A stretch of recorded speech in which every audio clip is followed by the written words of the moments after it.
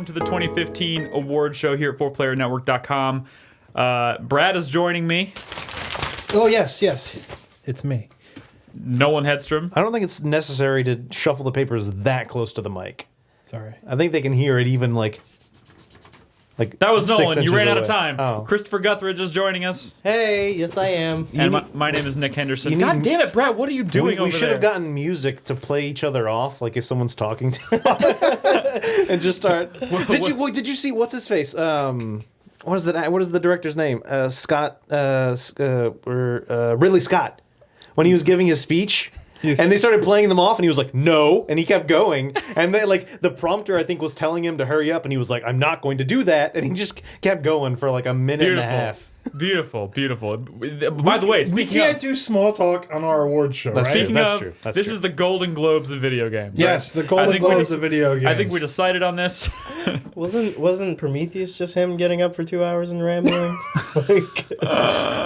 Anyways, so this is how it's gonna work tonight, guys. Like I said, this is our 2015 award show. We have a bunch of categories that we all came up with that we are going to.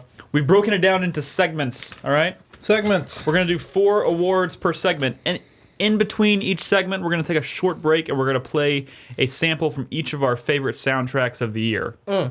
How's that sound? I can't wait. It sounds like a lovely and delightful evening, Nick. Thank can't you. wait. Should I go ahead and read the categories before we start? I would say Or maybe just the I categories. say read the categories. All right. for just this segment, though. Why all? They're gonna forget by the time we get All right. there. Sure. For the first segment, we're going to be doing best looking game. That could be technical or just, visual style, art direction, whatever. Best looking game. Damn game, you Best good. world/universe. What does that mean? That means The world or universe of a game? yeah, the best world or universe created for a video game. Nice. Best new character. That could be main character, supporting character, just all around great person, or maybe Do they have to be? Can they be a bad person? they could be a bad person. Okay, good. Or maybe they don't even have to be a person. You know what I'm saying? And our last category of this segment will be best boss fight. What are you doing? Oh my god! I wanted to see if he'd move his head. He would. I look over. Nolan is looking at me like he's very uncomfortable, and then I notice that Crispy is holding his hand.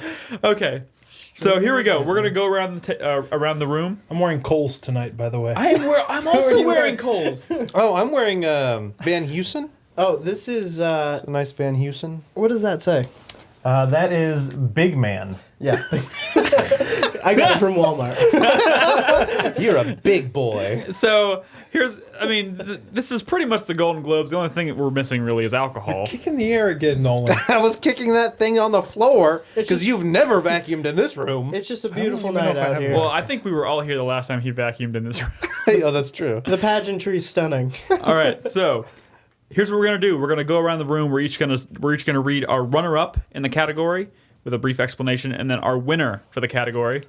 We're gonna go around, do all that, and at the end of each category, we'll each ramble off some honorable mentions. Yep.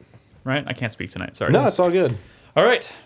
So we're gonna start with best looking game. Remember, this is technical or just visual style, art direction, what have you. It doesn't necessarily have to be the best graphics. It can just be the most appealing looking game of 2015.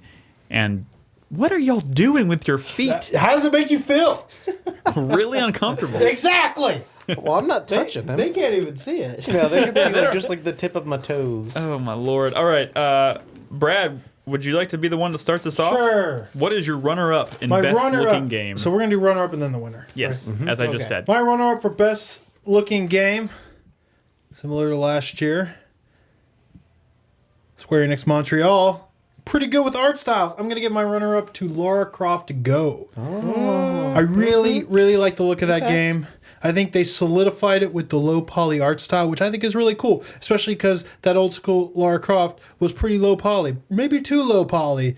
But I really like the look of Lara Croft. I like the look of all her different outfits and stuff. It's like a throwback style, but like it's consistent. you It's know? fun. It's fun to always to unlock the outfits in Lara Croft Go, because they're literally nothing more than just like you're literally doing it because they don't have any like benefit in the game. No. It's just Just like look harkens cool. back to the day where it's Purely just cosmetic. Yeah.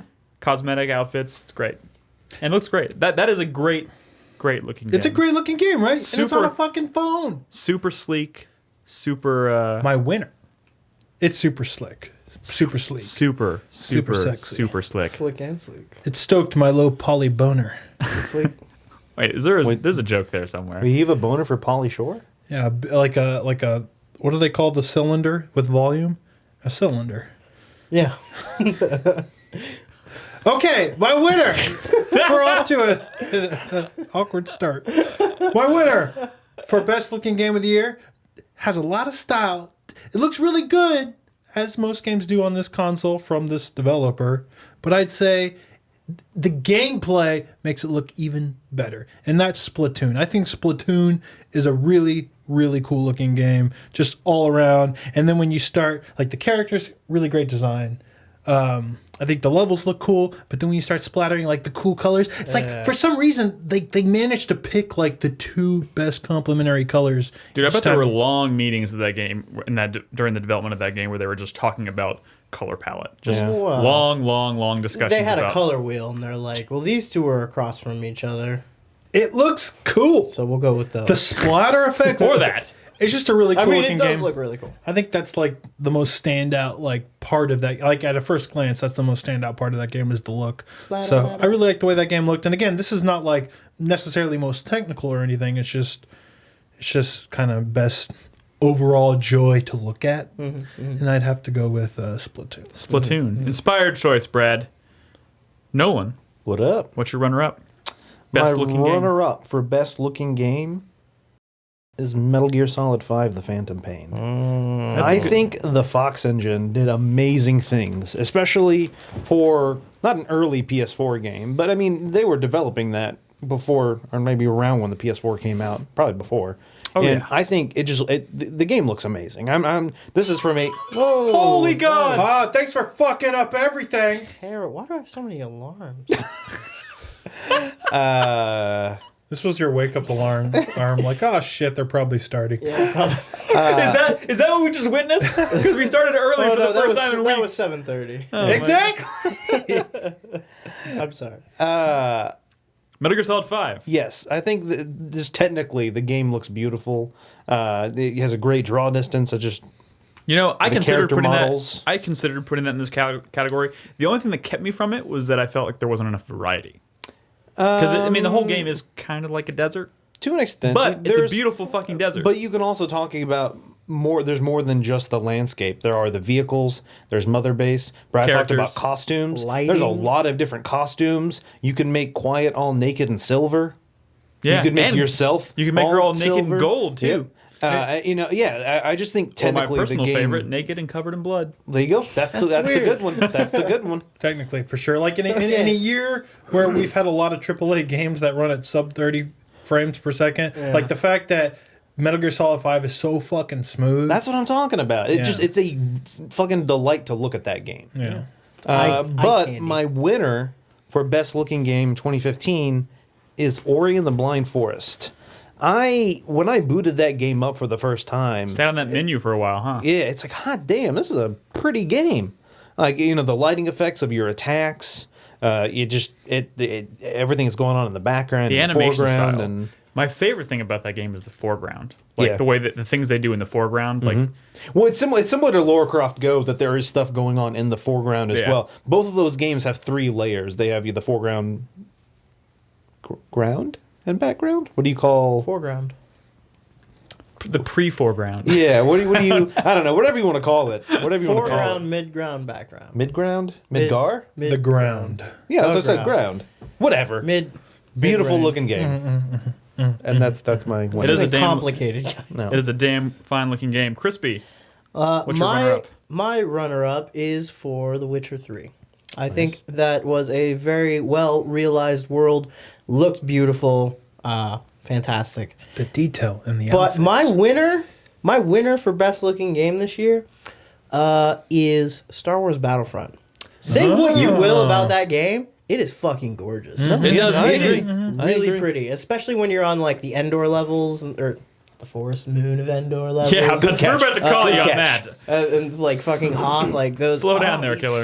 Yeah, they all look great. It's fucking beautiful. No matter what other flaws that game has, It looks great. All right. My runner-up, I'm going to give to Batman Arkham Knight. That game was like, I've always thought the Arkham series looks great, but like, goddamn, Arkham Knight is a sexy-looking game. And not to mention, not only is it a sexy-looking game, it runs like super smooth.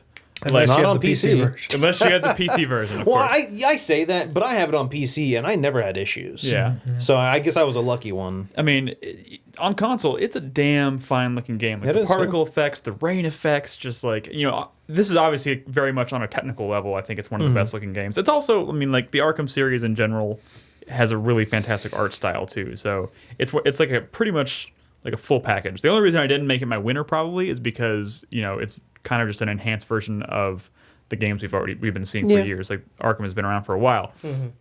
My winner though also goes to Ori and the Blind Forest. Nice. That game has just like so much style, and it's so sleek and clean. And like I said, like I love what they do with the foreground. Like there'll be times where you're running along, and then all of a sudden you'll just see a creature in the foreground that's kind of blurred and out of focus, like moving around. That just adds like so depth. much depth Yeah. to it. It's so great looking. In a 2D game, it adds a nice depth to it. And there's so much variety. Like from the beginning, where you're in just just the typical like forest area, and then all the way up to the point where you're like in this like There's a lot of really nice volcano. environments. Yeah, and there's the dungeons all look like I call them dungeons, but Yeah, like the I know, areas yeah. you go into, there's so much variety and there's so many crazy things that they do with that game, and a lot of the crazy stuff they do, it results in them doing like really crazy stuff with the visuals because they just kind of have to make it look the way they do. But like it's a beautiful fucking game. Yeah. Hey, before we do honorable mentions, I would like to say we have a drinking game tonight.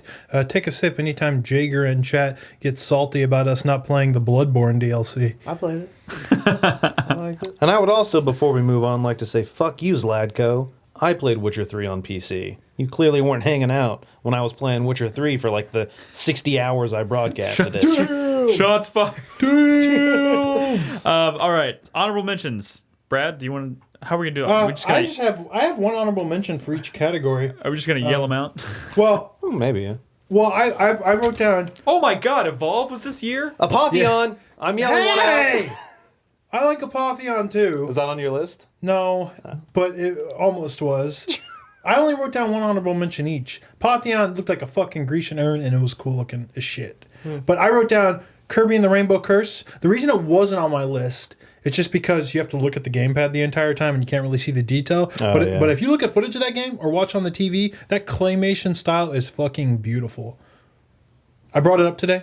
And Malia was like, "Why aren't you putting Yoshi on there?" I'm like, "Bitch, because that's been done before.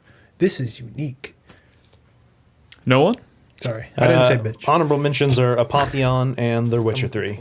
What Brad said about Apotheon is just, it looks beautiful. Like I said, it looks like it's the side of an urn. And it's also, I mean, it's a really unique concept in general. So Also, whoever said, like, because how dare we, George streamed D4, didn't he? That was last year. Oh, that was last year? Then what does it fucking matter then? Yeah, no one That was cares. last year. Damn. Could this be any honorable mentions? This is a 2015. Definitely Batman. Batman was fucking gorgeous. Yep. Nick? I'm gonna honorable mentions. Invisible Ink. I think it's a great looking game. Clay Entertainment makes like just gorgeous, really clean looking games, and I think Invisible Ink is Agree another with you example of that. I also want to give a shout out to Mad Max. That game I don't think gets enough credit for being as beautiful as it is. Like it.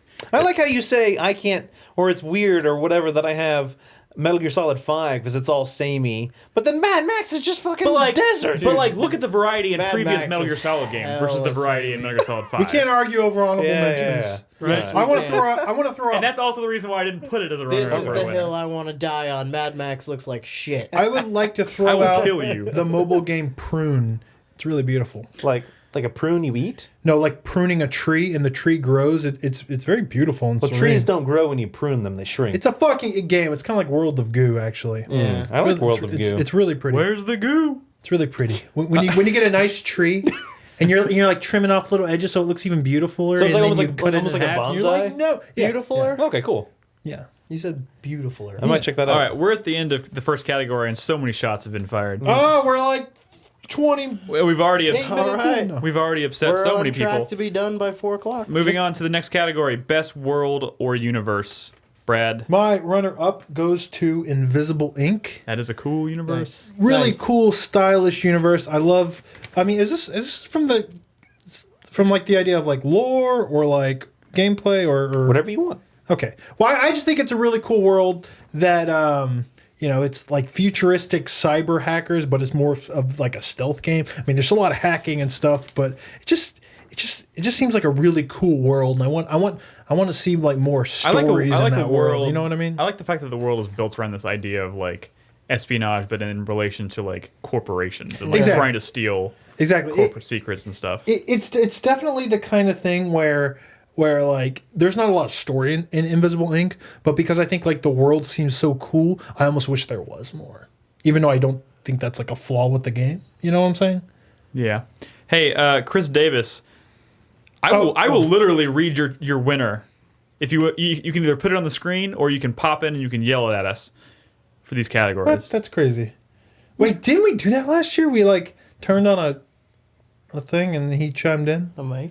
Oh yeah, we don't did. remember. No, that was episode. That was episode 400, I think. No, but we did that another time too. I I don't remember. My winner for best world / universe is Xenoblade Chronicles X, just because that world is so fucking impressively large and open and seamless, and the ways you traverse it like evolve as you play the game. It just feels like, I can't say like the main driving force in such a massive game that's quite addictive is just seeing more of the world, and I think that's kind of shocking. And there's other open world games like Metal Gear and stuff that we played this year, or like Mad Max or some shit, which have nice looking worlds, but it's not like seeing more of that world isn't necessarily your driving force. It's very it's impressive. I don't know, you fly around in robots, that's cool. That's pretty cool. And the scale, man, so much scale. Nolan, The scale, yes. The runner-up for best world of universe, I'm giving to Fallout 4. yeah, that's a good one. That's a game that I've played. I don't know because the clock's all messed up in it.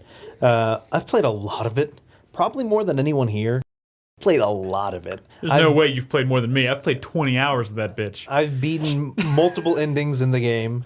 And then I booted it up to record some footage for our top 10 videos, and I'm still finding shit. And it's not like, oh, I found like some random person. I'm finding like big areas with big events going on that I never encountered before. That game is dense. And it's dense and filled with interesting things. And it's not dense for the sake of being dense. Yeah, because honestly, the map's not that big. In all honesty, the map's Is it smaller than previous? no, I think it's about the same size. size. It's about the same size of like Skyrim.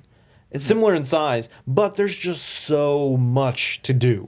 And plus, there's all these underground areas and inside buildings and skyscrapers. And I find myself constantly running into something new and exciting and kind of like, oh, what is this? Yep. And then my winner for Best World or Universe goes to The Witcher 3 Wild Hunt.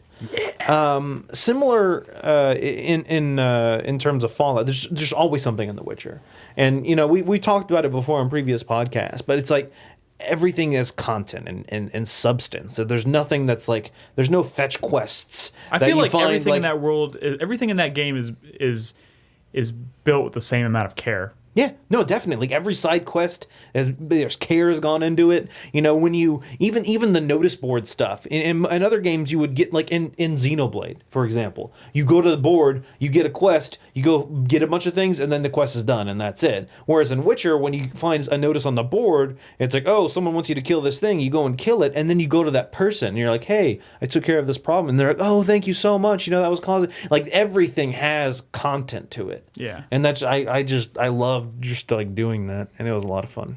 Yep. Crispy? My runner-up for best world is Xenoblade Chronicles X, just because it's, if nothing else, it's pretty fucking like well designed. Yeah. Like the alien atmosphere, like all that weird terrain and topography, Floating islands and is shit. just it's so fucking. Is it weird It's awesome, or- like classic sci-fi kind of shit. Is it weird or offensive that game kind of reminds me of the world of Final Fantasy 13 in a way? doesn't. Like I the mean, outside Maybe that areas. first continent, but you go to like Oblivia, so and you- there's like You haven't seen some other play because I think you've only seen the first area because Yeah. most stuff they showed is just in the first area and what's it called Penumbra? Penumbra. Something like that, whatever. But yeah, there's like giant forest areas and deserts, and then what is the island to the north?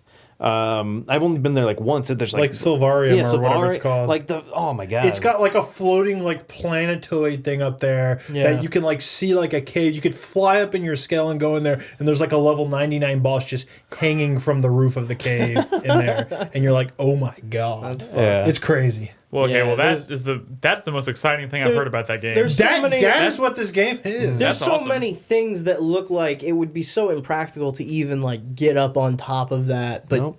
later in the game you definitely can. Yep. Which is great.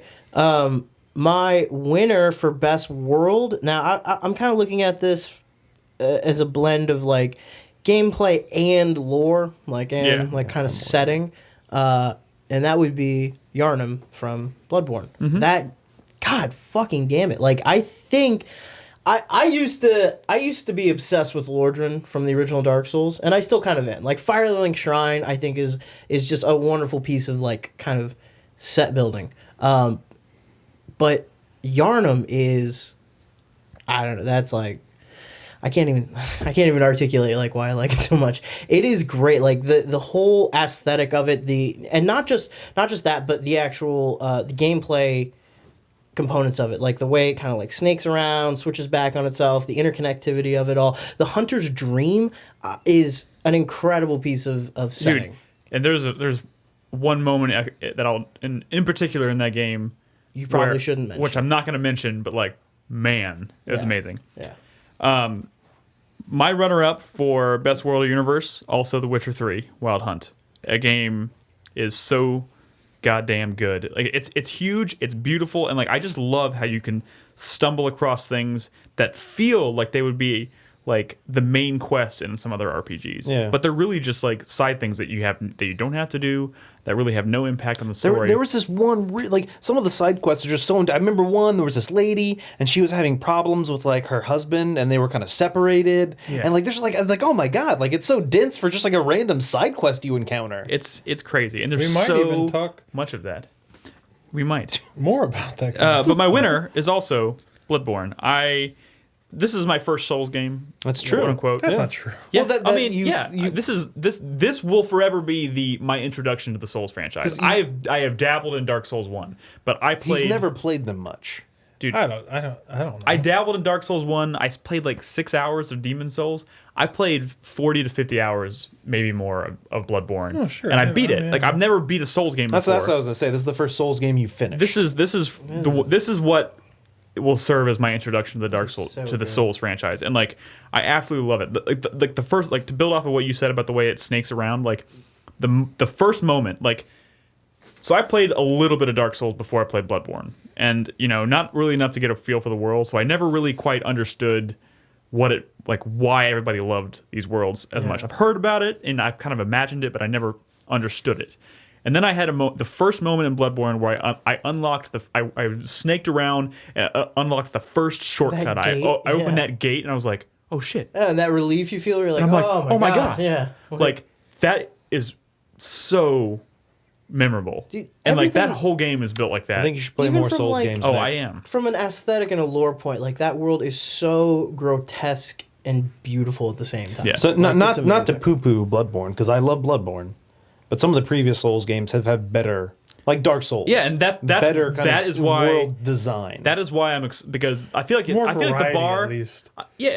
maybe more variety, but I feel like I know going into Dark Souls that I'm probably going to be just as enthralled, if not more, with that world. But like Bloodborne does set the bar pretty high for someone who's never played a Soul series. So it's a lot of it feels a bit more labyrinthian than like even Dark Souls did to me though. I also love the architecture. Shout out to the oh architecture. yeah, it is so, a bit. so I great. like that Well, we're era. arguing about different Souls games is stupid because, like, no matter which one you choose, it's all exceptional, like level design. Yeah. That's just like Kinda hard to beat far outside of the above franchise. other stuff in the fucking medium. Yeah. So it's like, what? There's no point of even arguing.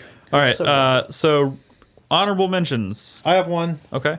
I really, really want to make sure I mention Satellite Rain here, just because as an open world, like kind of cyberpunky, like corporation thing, very similar to like Invisible Ink, but it's like this open world where you can really approach it however you want, and just like the style, it's very, Blade Runner. But when you like all the billboards that have like move, like I don't know, they're like.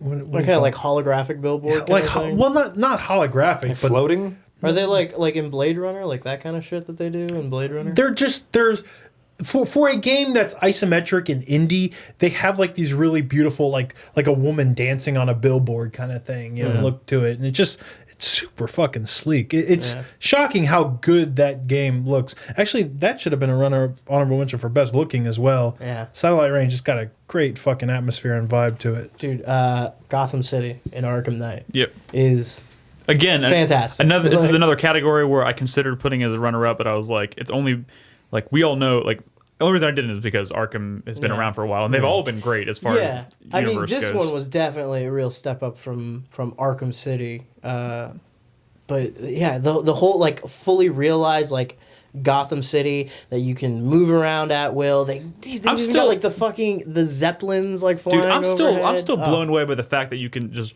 fly up to Wayne Tower and walk around in his office. Like that's oh my god, it's so good. That's amazing. And Oracle's clock tower is a wonderful little set piece. Nolan, you got any honorable? Yes, shout out to Xenoblade Chronicles X, amazing world, and I actually wanted to give a little props to Assassin's Creed Syndicate. Yeah. I was really surprised by that game as a whole, but I think I really liked the train aspect and the different boroughs of the city. I mean, I wish there was a little more variety, a la Assassin's Creed 2. Yeah. But I did enjoy the world. I said a long time ago that if like as far as Assassin's Creed goes, I always wanted them to go to this like time period and this setting. But I had a very different picture in my head of what they would have done, because I was always under the impression they would have gone like super dark and like dark Victorian era, and like gone with like the Jack the Ripper stuff. Well, but like, and they still but it do. was They do the DLC. DLC, but like, I thought the whole game would be like super dark. Yeah. Something more akin to like maybe The Order. That, But the fact that they went something with a completely different style just was also really cool. That Assassin's Creed world in particular is really fun in that franchise. I mean, just running down the street with all the carriages, the Thames with all the boats going across. that was that's cool. really cool. Like I love that. That was cool. Honorable mentions for me for best world or universe, Fallout 4, for all the reasons Nolan said, and also The Order 1886.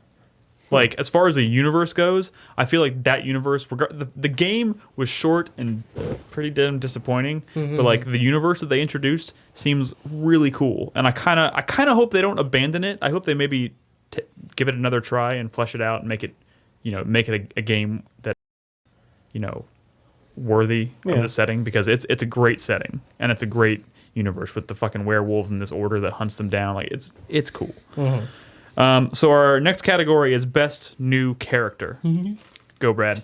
My runner-up is Reese from Tales from the Borderlands. Dude, Reese is so awesome. That is a game with a lot of excellent characters, and I thought long and hard about it, and I think he's my favorite. He's definitely the one that he's just easy to like identify with. You know, he's kind of a boner at times, but he has a lot of heart. He's kind of a dick, but you want him to succeed. Yeah. He has a really great arc throughout the for sure. story. For sure. I should play the this. Huh? progression of his Yes, character. you should play Yeah. it. It is a game with a lot of great I did characters. not play it by choice.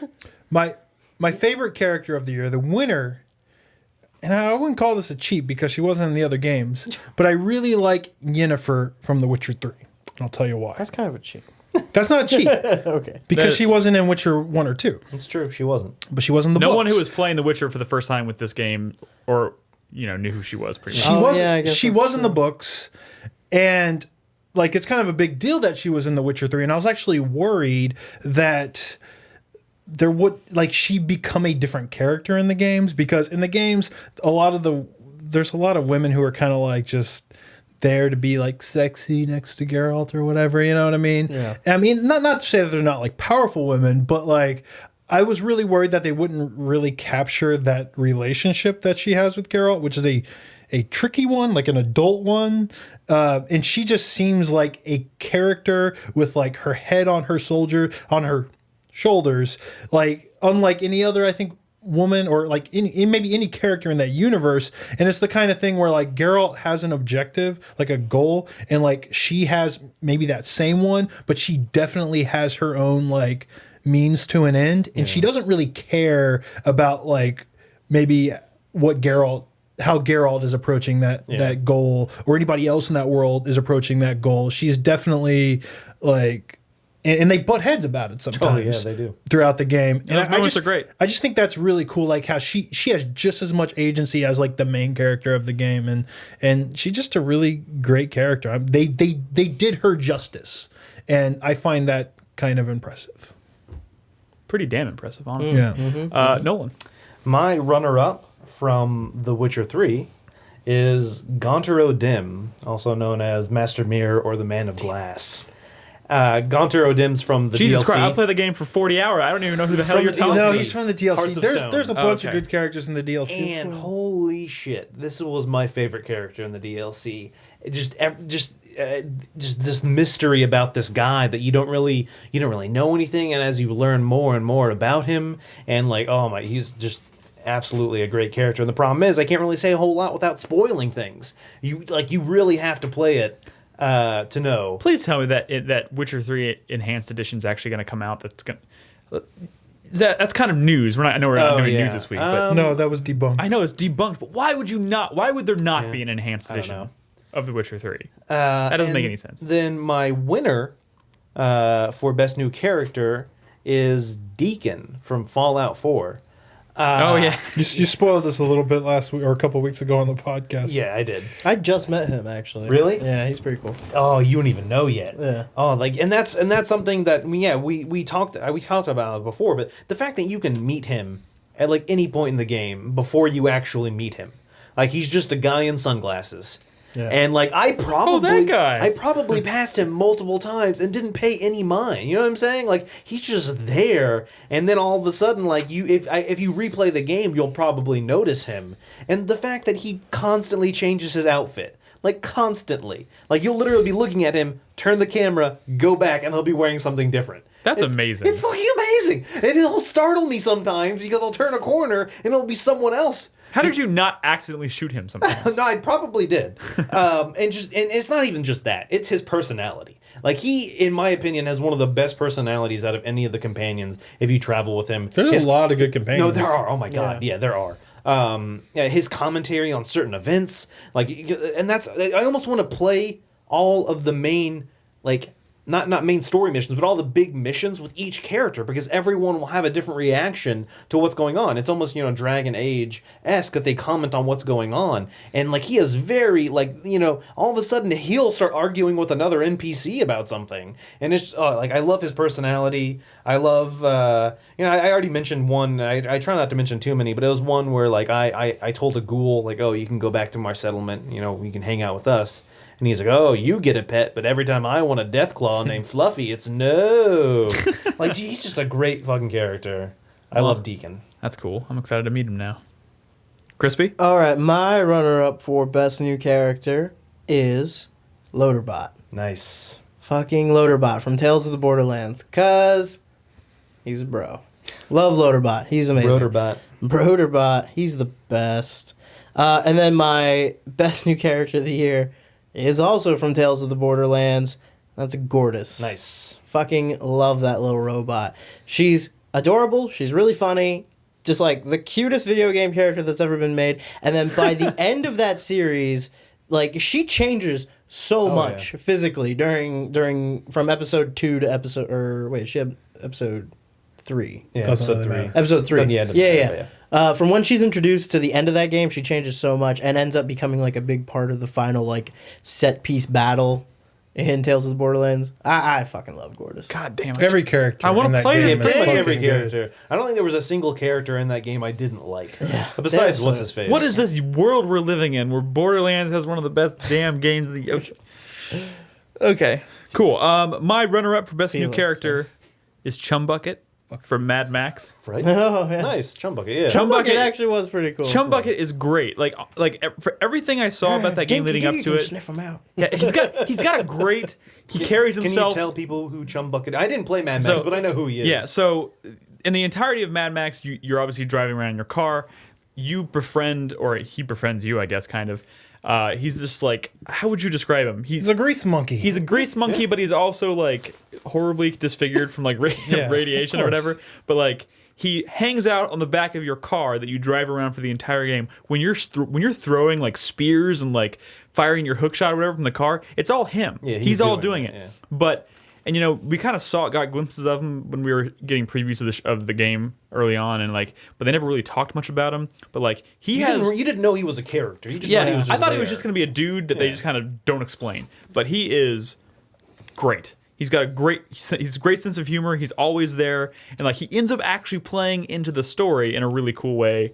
And he's just like every time he talks, he has funny things to say. He's like half crazy. He's half crazy. Like, He tells you like he's always a little nervous about some things, but other times he's like, yeah, we should do this, and it's like, what, are you crazy? Like just the whole idea of him being like this like priest mechanic who like worships cars. Yeah. And like works on his car as if it's like a manifestation of an angel descended from heaven. It's so great. And like when your car is about to explode, he jumps up on the hood and fixes it for you. Like it's so great. cool.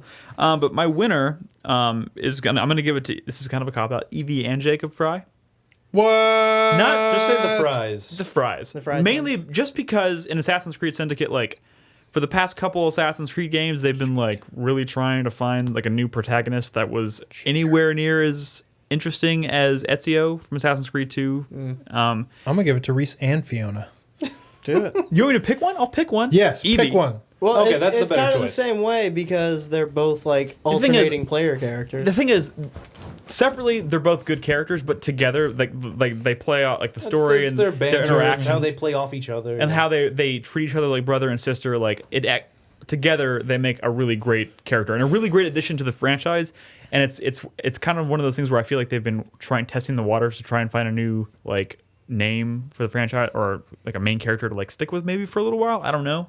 I don't know if we'll see another game featuring these characters or not. But I doubt it. Probably not. But they are a step in the right direction. And of course, the important thing here is also they proved with Evie Fry that they can make a female assassin character and she can be fucking awesome. Like I really hope, like I feel like this was like, well, let's make a female character, but also give her a male counterpart just in case people aren't receptive to it. And now that they've introduced it, and everyone fucking loves Well, Evie. and that's the thing is I honestly did not like Jacob that much. If I ever could, I only played. If as the game Evie. was just Jacob, I think it would have been a worse oh god, game. yeah, no, worse it would game. have been bad. Yeah. But I like him too, but like I like him for his interactions with his sister. I think those moments are great when they're actually doing missions together or interacting together in cutscenes. Maybe it's a year of great duos, such as Chloe and Max or Papyrus and Sans.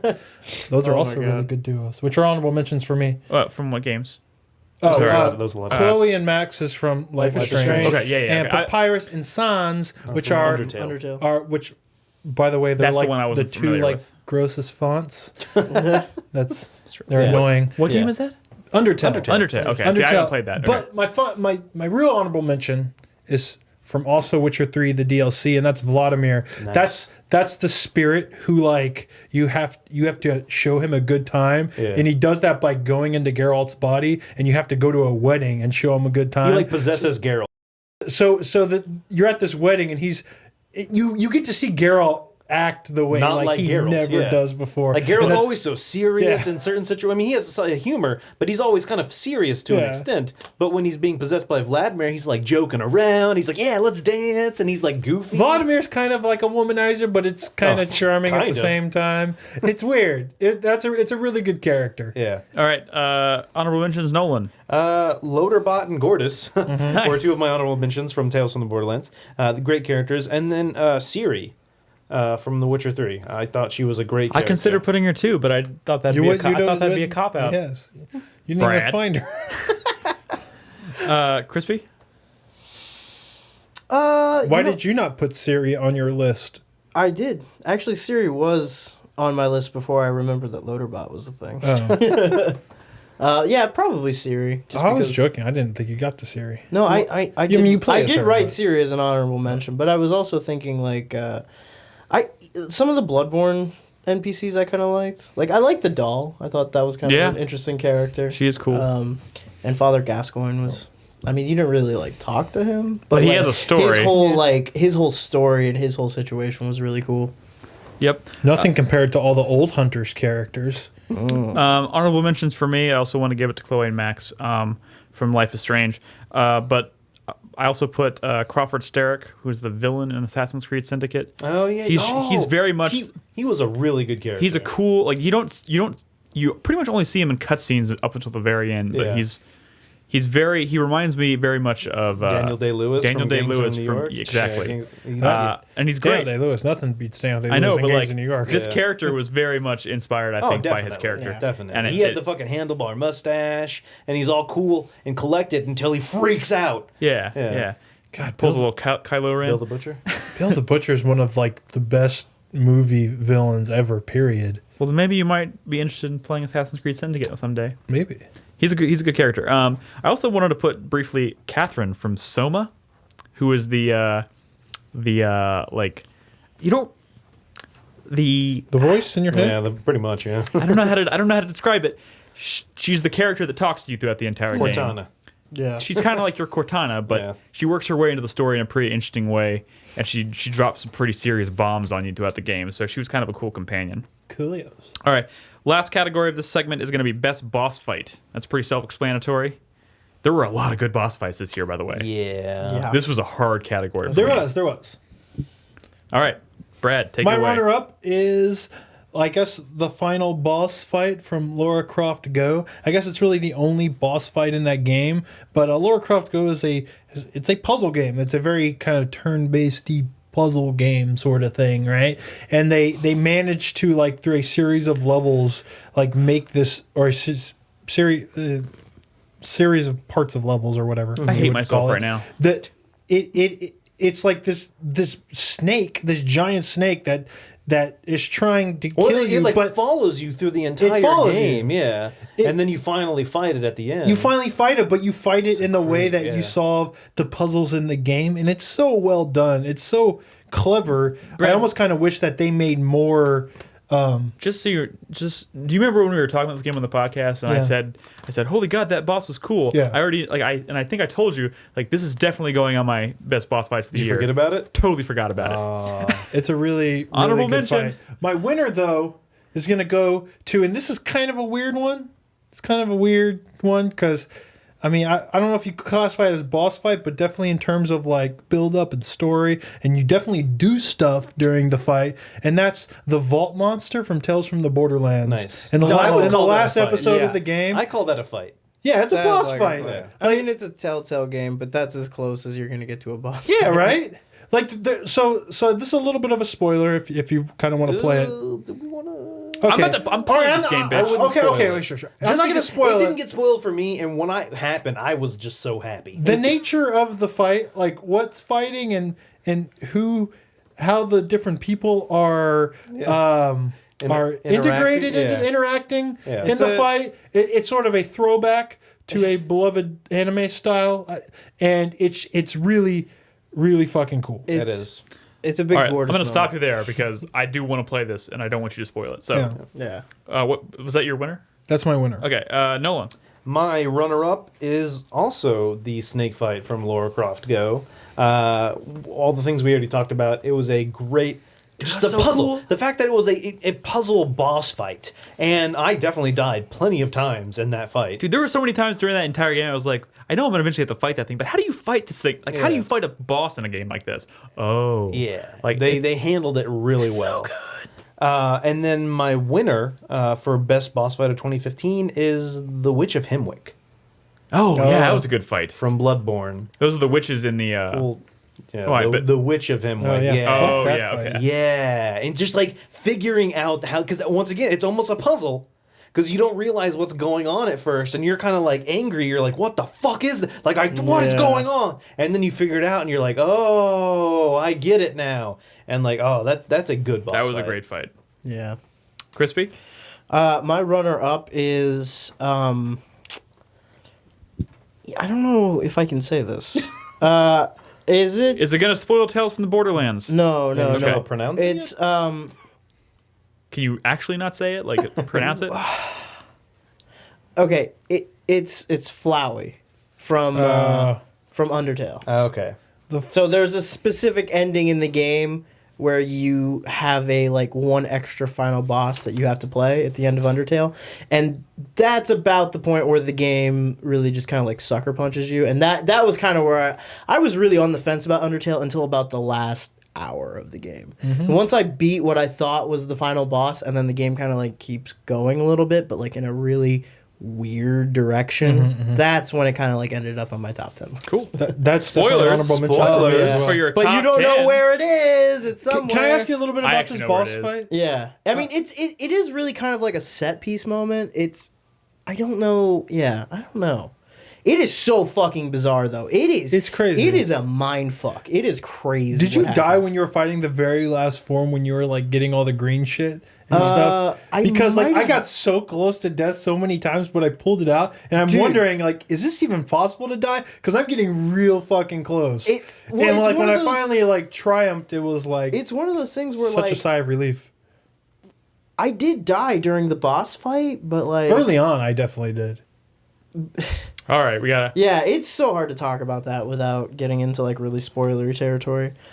Just because the way that the game acts when you're in that section is just really fucking bizarre. And then my winner was actually from earlier in this year, and I'd kind of forgotten about it until recently.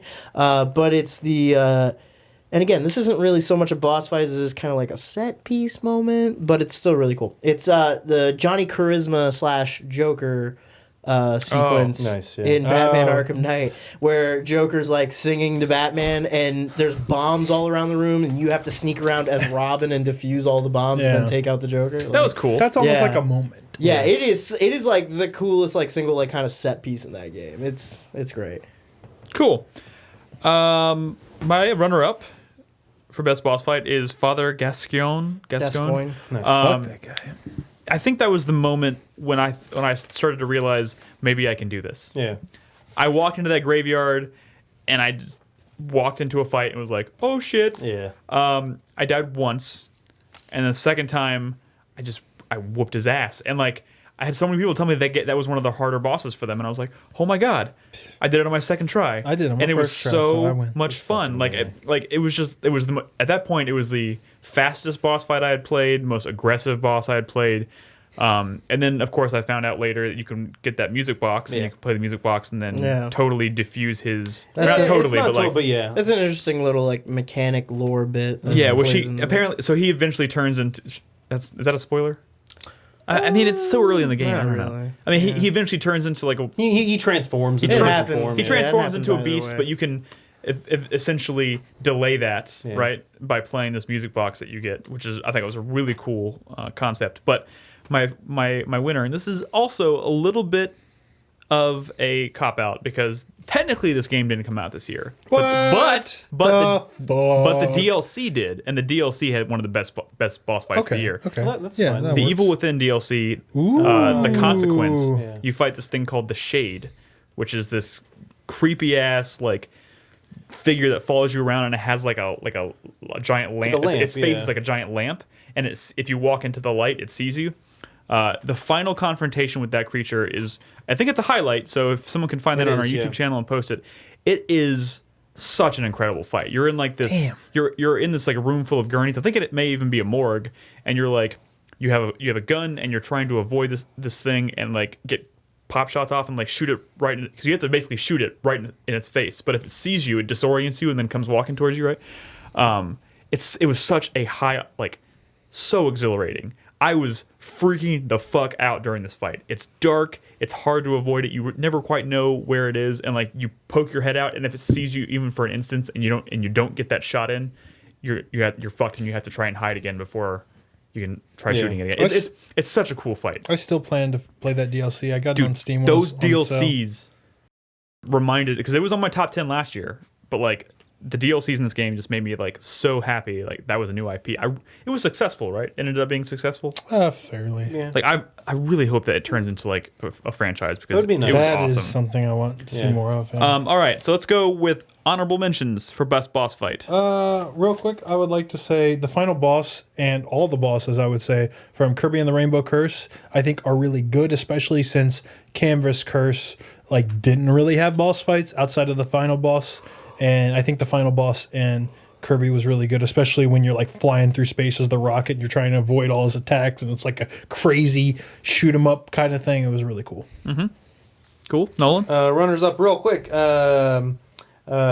Mikolash, Ghost of the Nightmare. Yeah. That was a great boss fight. You're chasing after him and running around. You don't know what's going on. Oh, that motherfucker! Yeah, Fuck with the that fucking guy. giant head. No, fuck Like, that guy. That guy I pissed don't like me that off guy so at all. hard. That took me like 20 times. Metaton. The Metaton boss fight Yeah, from Metaton. Undertale. The one with the ratings. Yes. Yeah. That was And then he evolves the Yeah, when you Metaton flip the EX. switch. Yeah. That was actually a really good The boss only fight. reason Undertale had a lot of good boss fights. The only reason none of them are on my list is because they're all too fucking hard, especially Oh, towards the dude. end of that game. Yeah. It's so Undyne, fucking frustrating. Or Undine or Undone. Yeah. Like, Yeah. that one was fucking And then bitch. I also want to give honorable mention to pretty much every single boss fight from Lovers in a Dangerous Space Time. Oh. They were all really hard, but a lot of fun. Did you finish that game? Vicar Amelia, I I think, need was a someone to pretty play cool with. one. She was a cool That's a really cool turning point in that game. In Bloodborne. Papyrus's boss fight. Yeah. Yeah, it kind of turns into like a platformer. Yeah. All right, so Yeah. I have a couple honorable mentions, both of which come from Titan Souls. Oh yeah, That game is That is all that is boss a game fights. that is all boss Yeah, fights. just boss fights. And I had a really hard time picking my favorites, but there's two that I want to mention. One is actually, I think, the very first boss you fight in that game is called Sludge Heart. Oh, yeah. It's literally just a blob of jello with like a brain in it, and you shoot the arrows through it. And every time you shoot the arrow through it, it splits into two, and then they keep hopping around. But you have to shoot it like basically like 4 or 5 times until the point where the brain actually comes all the way out, and then you have to shoot the brain. But like every time you do it, another bubble comes out, and then they're both hopping around after you. It's definitely And it gets to a point where there's reminds like you of Zelda. It gets some to of the Zelda but it gets to a bosses, point where but- there's like 10 of these things hopping around, and if any of them touches you once, you die, and you have to land one arrow into this brain. Yeah. But like, or heart, I guess it's the heart. Yeah. You get one arrow into this heart, but you have to basically shoot and try and ignore all these other bubbles that are jumping around, and it's so good. That game can be very. You have to multitask a lot. You Yeah. have to be very aware of your surroundings. That game is brutal. Yeah. Also, Onyxia, Serpent of the Cold Depths in Titan Souls, is basically it's little islands of ice, I think, and Oh, there's this yeah, you snake talked about that's coming this up one. and down, and you have to, like every other boss fight in this game, you have to land one successful shot. But the weak point in this boss is on its tail, and it's a serpent that comes up and it jumps out of the water, right? So you literally have to wait for it to come up, jump off of the island that it's about to attack you on, swim to another island, jump on it, and turn around, aim your arrow right as its tail is going back into the water. And oh my god, it's so many of those bosses ended right as I was about to die. Yeah. Like literally, like something I'm about to just. you're always about to die. No, but like literally, like it's coming at like it's If about to he hadn't hit hit me. the boss, he would have Yeah. died. Like the boss is about to hit me, like Yeah. right, like inches from my face, and then all of a sudden, my arrow lands. It's like in its weak spot, and Yeah. it's over. Like that, those moments are fantastic. Also, I just want to give a quick nod to like several of the bosses from Triforce Heroes. As I was were about to fucking say, cool. the last one we fought, that there Yeah. was multiple bosses in one fight. That was insane. The final boss fight of Bloodborne is crazy. Oh, yeah. It the is. first hunter. Yeah, also, fuck that boss fight. Did you I did you love- finish Bloodborne? Gur- Yeah, Gurman? Gurman. I talked to Crispy on Saturday, and he hadn't finished Bloodborne, and so I was What? like, so now he's finished Bloodborne. fucking poser! I didn't want to. I didn't. Okay. I'm sorry, I didn't mean I'm to. there, okay? I didn't mean to out you. But that whole area with the fucking with like all the flowers and everything, it kind of looks like Yeah. the boss. Wait, did you beat the from- Moon Beast? Well, I mean, doesn't that? Fuck you! Fuck you! Fuck you, Nolan. I thought we were talking about games we finished but, here. But oh my god, never mind. I don't even know who the never Moon mind, I'm Beast done, is. I'm done. I don't think. I think I'm the only I one was here that- trying to say something that nobody's like talked about. Metal Gear Solid. No. That's a good fucking boss fight, dude. Chroma Squad. A lot of Oh. boss fights in Chroma Squad are incredible. Yeah. Like are really Yeah. just really fucking funny. You know what's really disappointing? The barrel dude. We just had Fish Boss Man. we just did a category called Best Boss Fights, and no one brought up Metal Gear Solid 5. Well, that's because there was what Yeah, two yeah, boss fights the- I know. Isn't that disappointing? Celio Thrahampus. or in a whatever. series with the best boss fights ever. Nothing there stood out. I know. All right. Yeah. So Well, I mean, I thought about mentioning the quiet boss Yeah, that was fight, a good but I mean, it boss was just fight. kind of a rehash of the end. yeah. And so, I mean, which is a better boss fight in my opinion. All right, we're gonna take a break. Hey, Chris Davis, whose soundtrack sample we're gonna play first during the break? Sorry, I should have asked you this before the last category. Brad's. Brad, would you like to introduce your song of choice for your Yes. best soundtrack of the year? Sure. My runner-up was Xenoblade. I almost did a song from Xenoblade because I think that game has a lot of really good music, despite people kind of shitting on the ones that sound like Linkin Park. But my soundtrack of the year goes to one that I was very much on the fence about because I feel like I was on the fence about whether it's my favorite, but this is the one where I listen to the most often because there's just too many good songs in it. And that's Undertale. And the song I chose is Spider Dance. So everybody dance. All right. So we're going to play Spider Dance during the break. When we come back on the other side, we are going to do 4 new categories. Those categories are going to be Best Debut, so new IP, Best Storytelling, Best New Gameplay Experience, and Best Video Game Moment. Don't go anywhere, guys. We'll be back.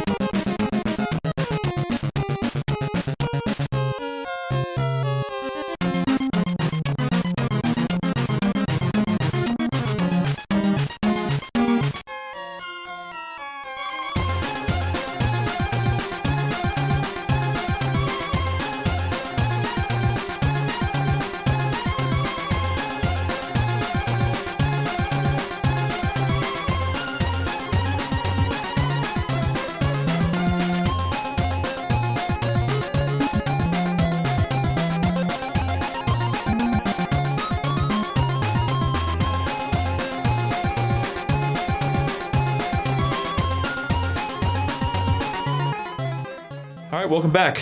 I hope everybody enjoyed that tune. Right? I did. From Undertale. Brad's choice for soundtrack of that's your soundtrack. Soundtrack of the year. Undertale. All right. We're going to start off with our first category. Is going to be Best Debut, which is just another way of saying new IP. Yeah. Which, okay, and the way I usually approach it is I'm like, well, what is a good like a good first game in a game that I think could potentially really become a series or a series that maybe I want to see more of. Like last year, I think what won for me was The Evil Within, just because I think that was a great start to something that I think could be more. Mm-hmm. Yep. So That's just like your opinion, man. well, sure.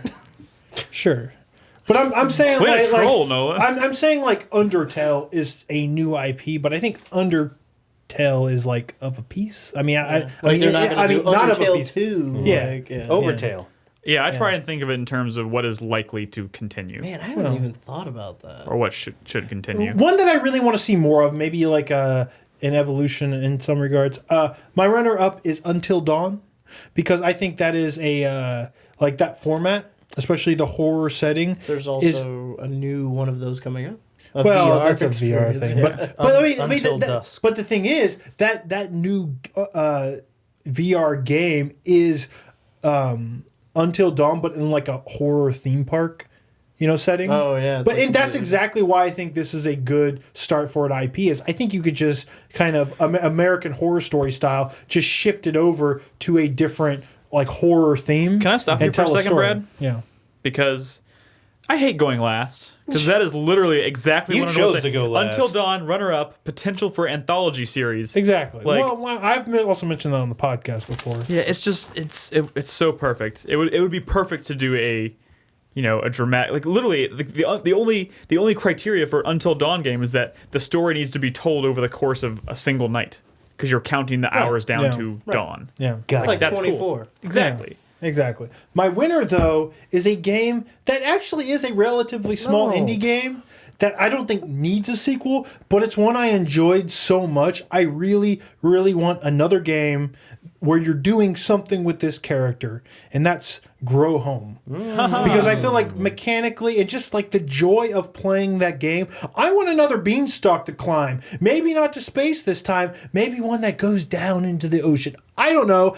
I just want to say like down into hell. Down into hell, sure. I want another grow home game because I had so much fun playing it, and I think it was a very small game. You know what I mean? Like, you could get through that thing really quickly. I want to see more. I want to see like maybe a more developed platformer with that character in this universe. Just because, I mean, guys, Grow Home is like secretly the best Crackdown game of the year. And if you play it, you'll see exactly what I'm talking the diamonds, about. the crystals, rather. Yeah, it's just, you always see another. Yeah. And Cool. it's just so fucking fun. All right, Nolan. All right, my runner-up for best debut new IP is Rebel Galaxy. That is a game that I didn't play enough of after it came out. I didn't finish it. That's a game that you could probably spend hundreds of hours playing. Mainly just because there was too many other games that it came out around the same time as. But it's a game that I love. The music is fantastic. You know, it is Firefly / Cowboy Bebop / You're saying good things. Yeah. I like all of these things. Give me I've more. got Assassin's Creed Black Flag. Trigun. Assassin's Creed Black Flag in space. Outlaw Star. No, not really Outlaw Star. What? Dude, Outlaw Star. What? I'm not saying anything bad about it. I own. Best not. What's wrong with Outlaw Star? I fucking do. Either of you own the box set of Outlaw Star? No. Because I do. So go fuck I've yourselves. pirated it. Go fuck yourselves. Because that's what an outlaw That's what would an do. outlaw would do. Yeah. But yeah, Rebel Galaxy. If you haven't played it, it's a fantastic game. It's a cheap game too. We were dangerously close to spiraling into an anime conversation. All right. And then my winner for best debut new IP is Dying Light. That is a game that I spent a lot of time on. What's up, Brad? Well, this Don't was say it. for afterwards, but is that really a new Okay. Say it. Don't talk. Just hold that thought. Yes, Okay. it is. But this one, I'm right behind you, Nolan. Are you talking about like a new genre? Because Has yeah, it's not a new zombies. genre. Brad, I will tell you this right now. I'm kidding. Well, I'm sorry. You open the Well, opened it's a funny can you of bring worms. that up. It's like Xenoblade Chronicles X is actually a new IP, even though it's a lot like Xenoblade The Chronicles. thing is, okay, Dying Light was my runner-up. I'm moving it into was an honorable mention. I'm moving it into my runner-up slot. Okay. despite I didn't that. mean to. I'm I serious. was Like, just- Until Dawn and Dead Island are Brad. so Brad, incredibly different. you didn't You play mean it, Dying Light and Dead so you can't poo-poo it. You can't shit talk it. You haven't played it. I'm not shit talking anything, homie. I'm just saying it just. All right. I mean, it's. I'm trying to think of another I'm example right there of with where, you, where Nolan. this happened, but So I know what you're saying. It's a similar genre. It's zombies. It's whatever. But it's Mirror's Edge meets a good Dead Island, a good version of Dead Island. And it Yeah. does enough different from Dead Island, better I than think Dead it does Island. a lot better. And it's just one of those things where it's a great co-op game beyond anything, especially because you'll be doing something in the world and then you hear a plane, and never since like Rust. You hear a supply drop, and that's when you drop everything. You drop what you're doing, and you run towards that plane because that supply's in it, and you want them. And that's And just, trying to it's a great scramble to feeling. find the supply drops is You crazy got to fun. beat the other guys there. Oh, it's so good. It's even fun when you're playing by yourself because yeah. it's like a moment where you're like stranded on an island and you're like, oh shit, supplies, and then you Yeah. got to find it, Yeah. and that's really cool. if in my defense, if the game was called Dead Island. Dead Island like 2 or 3 or whatever, I don't think anybody would have like batted an eyelash. You know what I mean? Like, people would have been like, "Man, this is an impressive sequel." But I'm saying it's kind of like how Rocket League's a new IP. Actually, it's a little different than that. Whatever. I'm Fuck sorry. you. Just All right, What's so your? he's just in the game of ruining people's Yeah. categories, right? Crispy. Come on, Crispy. Runner up. No, I can't. I'm fucked now. Is it Rocket League? I'm sorry. I didn't know. I didn't think My- anybody would put that. My runner-up is Bloodborne, actually. Okay. I put Bloodborne as my runner-up because it is still kind of a Souls game. It's not really See, you like kind another- you see what I'm saying? But it's still like, yeah, I get what you're saying, but it's still like it is still kind of its own thing. It happens to have the same signature gameplay mechanics of a FromSoft action RPG. But it is a different. I mean, it ain't a sequel to it Armored is a Core. right. But it's not really a sequel to Dark Souls either. Sure. Um, Sure. And I, we've been, we've been making jokes about like, oh, they're gonna announce Bloodborne 2. Like, I don't think I would be upset about that. I wouldn't be surprised if they did. I'm cool with sure that. they will, and I'll be happy. I'll play it. Like, I'm gonna enjoy that probably. I'll play it next March. And my Fuck you, Fred. and again, I know this is kind of like because there was super acrobatic explosion, Rocket-powered demolition, battle cars rocket power or- battle car, derby explosion extravaganza, but like I'm sorry. Rocket League was what I had for my winner. I'm sorry. You don't have to I defend think- yourself, Crispy. I That's think Rocket League. a fair choice. I love Rocket League, guys. And you know why you don't have to defend yourself? Because I feel like 2015 was a year where I feel like if 2016 is gonna be a great year for like new IP, I feel like 2015 was a great year for like returning sequels or even just spiritual successors to other Yeah. games. I feel like Bloodborne, Dying Light are great spiritual successors to previous to other fair games. enough. My runner-up, like I said, is going to be Dying Light. That was an honorable mention for me, but like Dying Light is, I think, an incredible game, and I can't even tell you how bad I was just disappointed, and I just don't like Dead Island. It isn't. I do not like that game at all. I think half the world agrees with you, if not more. And Dying Light is so good for a lot of different reasons, which we'll talk about, I'm sure, over the course of the night. But my winner is also going to be Bloodborne. And I know, yes, it's kind of it does feel like a Souls game, but it feels just different enough that I think it can get away with being a new IP. Like it covers an entirely different like Dark Souls and Bloodborne are very similar from a gameplay perspective, but like they cover two very different types of fantasy, I think, and I think they're going to branch off. And More so, I feel like you could easily get away with Bloodborne this year more so than say calling Dark Souls a new IP after Demon Souls. yeah, exactly. Yeah. Very true. Yeah. Very true. Because those were both still like dark fantasy, and Demon Souls and Bloodborne is like Gothic fantasy. gothic horror. Gothic horror. Yeah. Runner-ups. Sorry, I keep saying runner-up. Honorable mentions. I have another one that's kind of like some of the other ones here. I have Xenoblade Chronicles X on here as a runner-up for new IP because as an honorable mention. Just because it actually isn't related to Xenoblade Chronicles as far as I'm aware at all. It's just shares a name for some reason. But it's actually kind of dumb because it is a new universe. So, I guess that counts. I was really taken with Helldivers this year, and I wouldn't and the Helldivers is a pretty cool game. They've done a few expansions to it. It's got a little bit of meat on its bones. I would really like to see like kind of I would be really interested in seeing what Helldivers 2 looks like. You know, if they ever do. One. Nolan, you got any honorable mentions? Yeah, I have one. There Came an Echo. Mm-hmm. Oh yeah, I thought that was a really unique game, and I wouldn't hate seeing more of it. I enjoyed the time I spent. that was with like it. first week of the year. Yeah, it was pretty early on.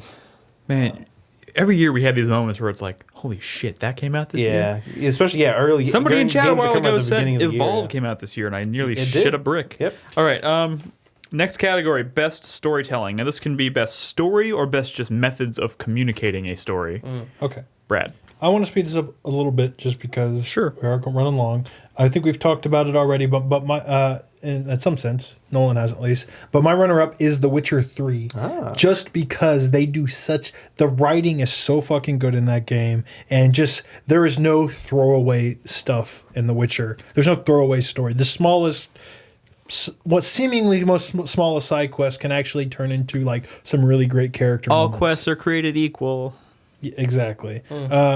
So especially with the DLC and everything, it's just it's traditional storytelling in terms of a video game, but like they tell it so well, and I think that is the standout part of that game. Sure. My winner is Her Story, just because Her Story.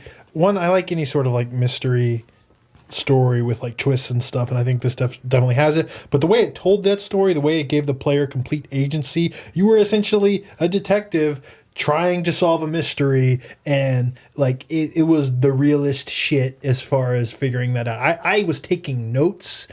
Like I was playing with Malia, we were both taking notes, and like you don't do that in games, you know.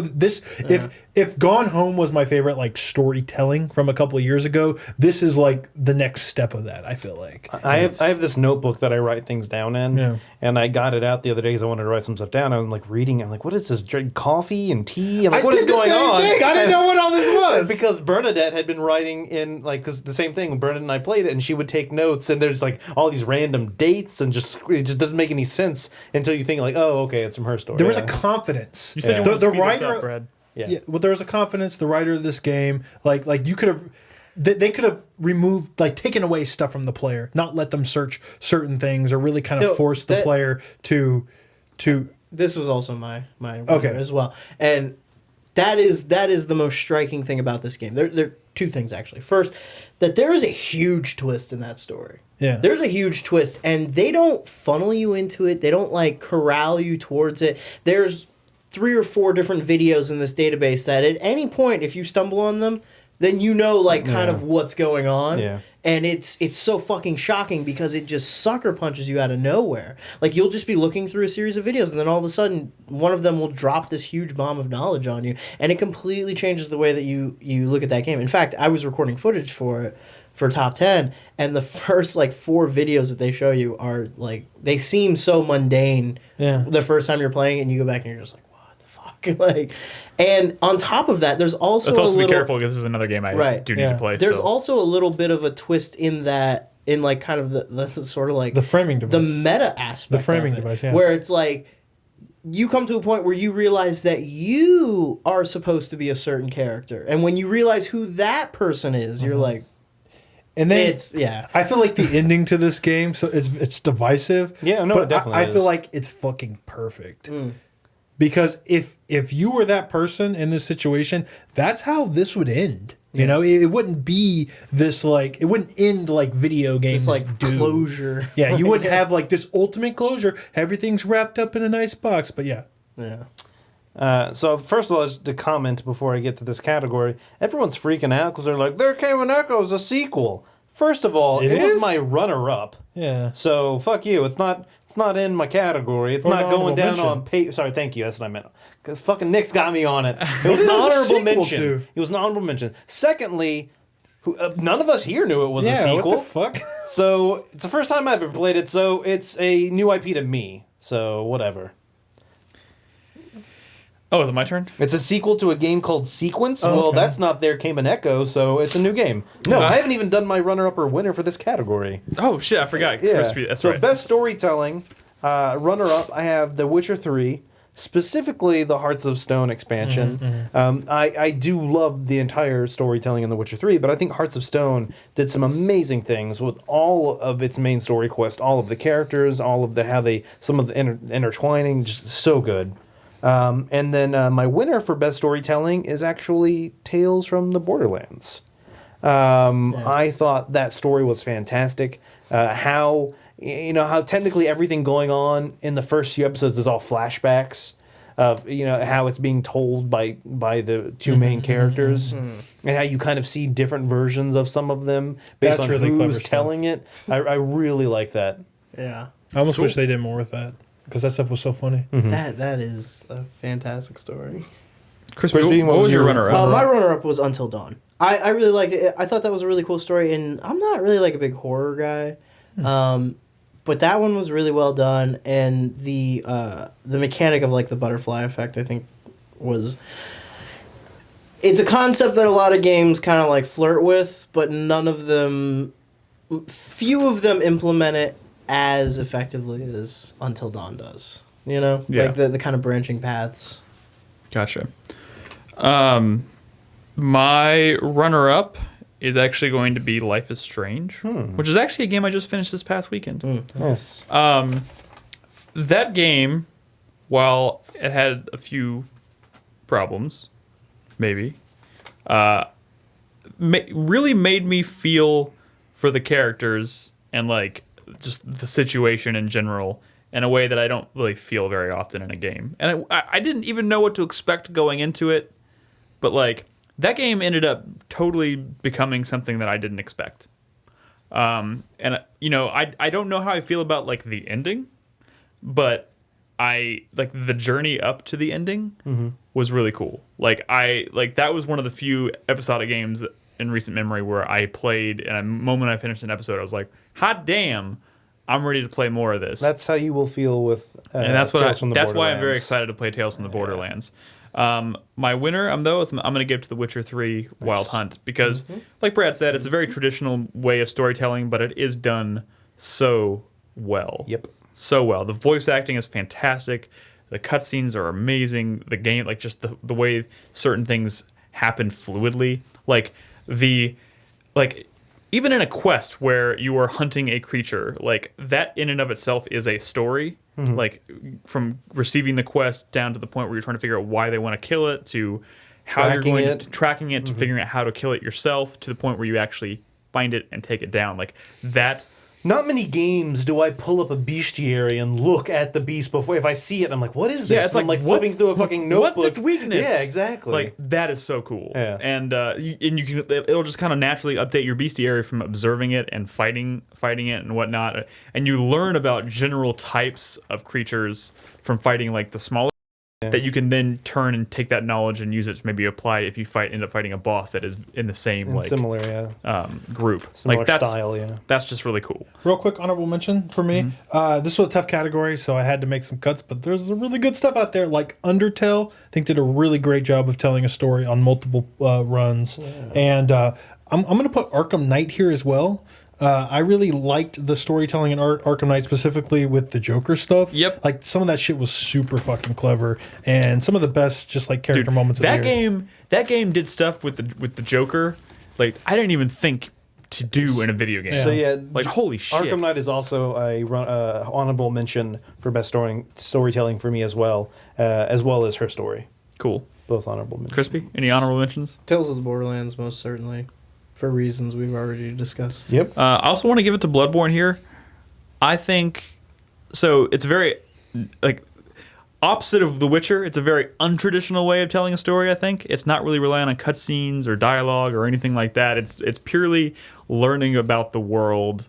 It has this dreamlike quality to it as well, and it's just like you're learning about the world. You're learning about, or you're just trying to kind of piece it together from like reading about items or discovering things about bosses that you didn't know. Like the whole thing with like Father Gascoigne, like you can kind of piece together kind of his story from talking to another character, getting an item from that character, seeing the effect that item has, using it on him as a boss. Like that in and of itself tells a story. Like that.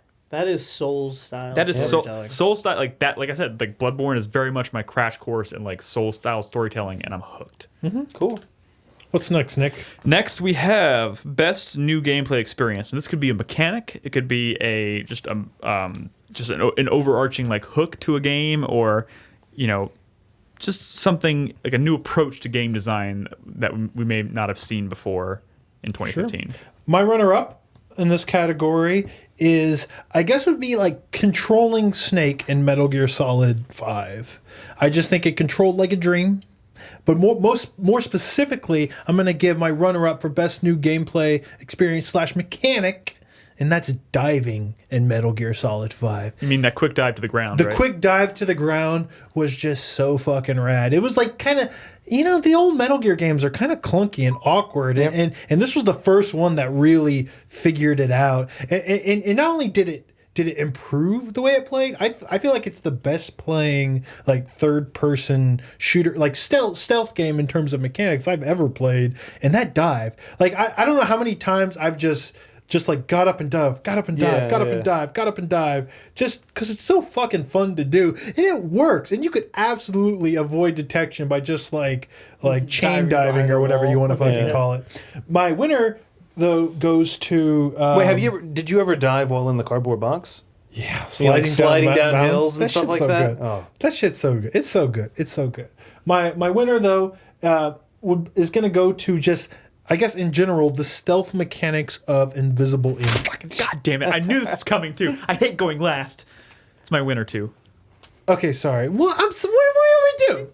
Dude, I played over 20 hours of Invisible Ink in the past week. Why am I making myself go last when I'm the host? Well, I mean, going first isn't always great because you forget shit, and then they say something like, God damn it, how did I forget that? Well, by the time it gets thrown to me, everything's already been Best said. is like third or second. Yeah, third's pretty But, I'm pretty sure first is the worst, second is the best. I'm pretty sure that's how it goes. So So like this is a clay game. If Mark of the Ninja really figured out like stealth action, in terms of like all the little details and mechanics and like the visual indicators for for communicating to the player, like just ultimate control and stealth. Like Invisible Ink does this, but in like a turn-based manner. Yeah. And it's so fucking satisfying that even when shit hits the fan, it's just like it's a puzzle. And you feel like there's always a way out of a shitty situation because the mechanics, they're so plentiful. And they're so tight. Like you always have so many options. And they're communicated so perfectly. Like peeking through a door, opening the door, peeking your head in and getting the whole view of the room. It's so fucking tight. Dude. Even when you're spotted and there's a guy on you, you can like use a turn to like dive into cover. And then just sort of like slip away, or using one character, like when dude's about to be capped, using a character to sprint, which you almost never want to do because it's so loud, but doing it to like draw away the attention of people who are about to stumble onto a character. Like it's single shot death in this game. There's no health, there's no life points. If you get spotted and you can't figure out a way to solve that puzzle, next round that dude's dead. Nice. So it's just so or tight. unconscious. Or unconscious. So But when people start falling, it's hard to climb back from that. literally everything Brad just said. Yeah. I also want to point out like one of the craziest things this year for me. Like I literally like I finished several missions, I think, in a situation where my partner was unconscious. I had what I needed. All I had to do was get back to the elevator to escape or whatever, the exit door. And this game, as you're playing the missions, the security level is constantly rising. So like every turn you take, it goes up a little bit, and every time it reaches a certain milestone, like they introduce more security, added security cameras or whatever. It's constant pressure, so you have to take risks. But like, it's not like in XCOM where you could just kind of inch along, take it easy. I ended a mission literally dragging my partner unconscious body across the map at like security level 9. There's guards everywhere, and I'm like trying to stay hidden behind like pillars as they're walking by, and then like picking the perfect moment to like drag him across a giant open room towards an elevator, and like I got him on, and oh my god, it's so amazing. It's so good. More people need to play this game. So good. It's on my backlog. That's my winner. But Nolan, What's your runner-up? My runner-up for best new gameplay experience, I Am Bread. oh my god, That's this year? Yes, really? yes. And Yeah, I guess it did is. officially come out this year. I mean, Yeah, it name another officially- game that you've played, Bread. Yeah. That's actually a sequel. It was early access in in November of last year. Okay, But well, it officially came out this officially year. came out this year. We're not I having this played- debate again. I played it this year. Yeah. And I loved it. I loved the fact that, like, I didn't really know much going into that game, just I am bread, whatever. And then the fact that I, on my own, found out the whole jelly trick, that you can cover the bread in jelly, and then when you're on a wall, you just stick to the wall. You don't fall off. Really? Yeah. I love that. I love that game. It was so much fun. It is really fun. Just Like figuring out how to toast yourself, like using an iron or a light bulb, or like just Figuring out kind how of. to toast The yourself. thing is, I would have totally considered I Am Bread for all of these categories, but I only played the early access and I didn't play it in 2015. Oh, I so played it it wouldn't have this year. counted. Yeah, I completely forgot about that. Yeah, a lot of people do. That's another one of those games. And then my winner for best new gameplay experience. It's gonna be Crypt of the Necrodancer. Oh god, here we go. Open a can of worms. There's a lot of controversy about when that game came out Well, it and came all out that this year. stuff, and I don't care. Fuck you. Did you play it this year? Yes, I played it this year. Yeah, but he also played it a lot last. I Yeah, played it that's a not- lot more last year. That's neither here nor there. I but played like hundreds of hours of that game. yes, well, 150 something. But anyway, I don't even know how you dance for that long. I Dude, really and did. I did. There was several hours I used the dance pad on that game. But Brad, yeah, let's tone down the paper shuffling over there, Brad. that is a fantastic game. The entire mechanics, like it just works so well, and the music is so good, and it just you get in the groove, in the zone, and everything's fun and Everything is just dandy. Yep. Fantastic. Crispy, what is your runner-up? My runner-up for best new gameplay experience is Helldivers. This is another one of those like kind of 4-player co-op games where you're spending as much time trying not to kill each other as you are trying to kill the enemies in the environment. And there's like what? Carlos trying to stir up shit. Sorry. Yeah, as always. Yeah, friendly fire everywhere.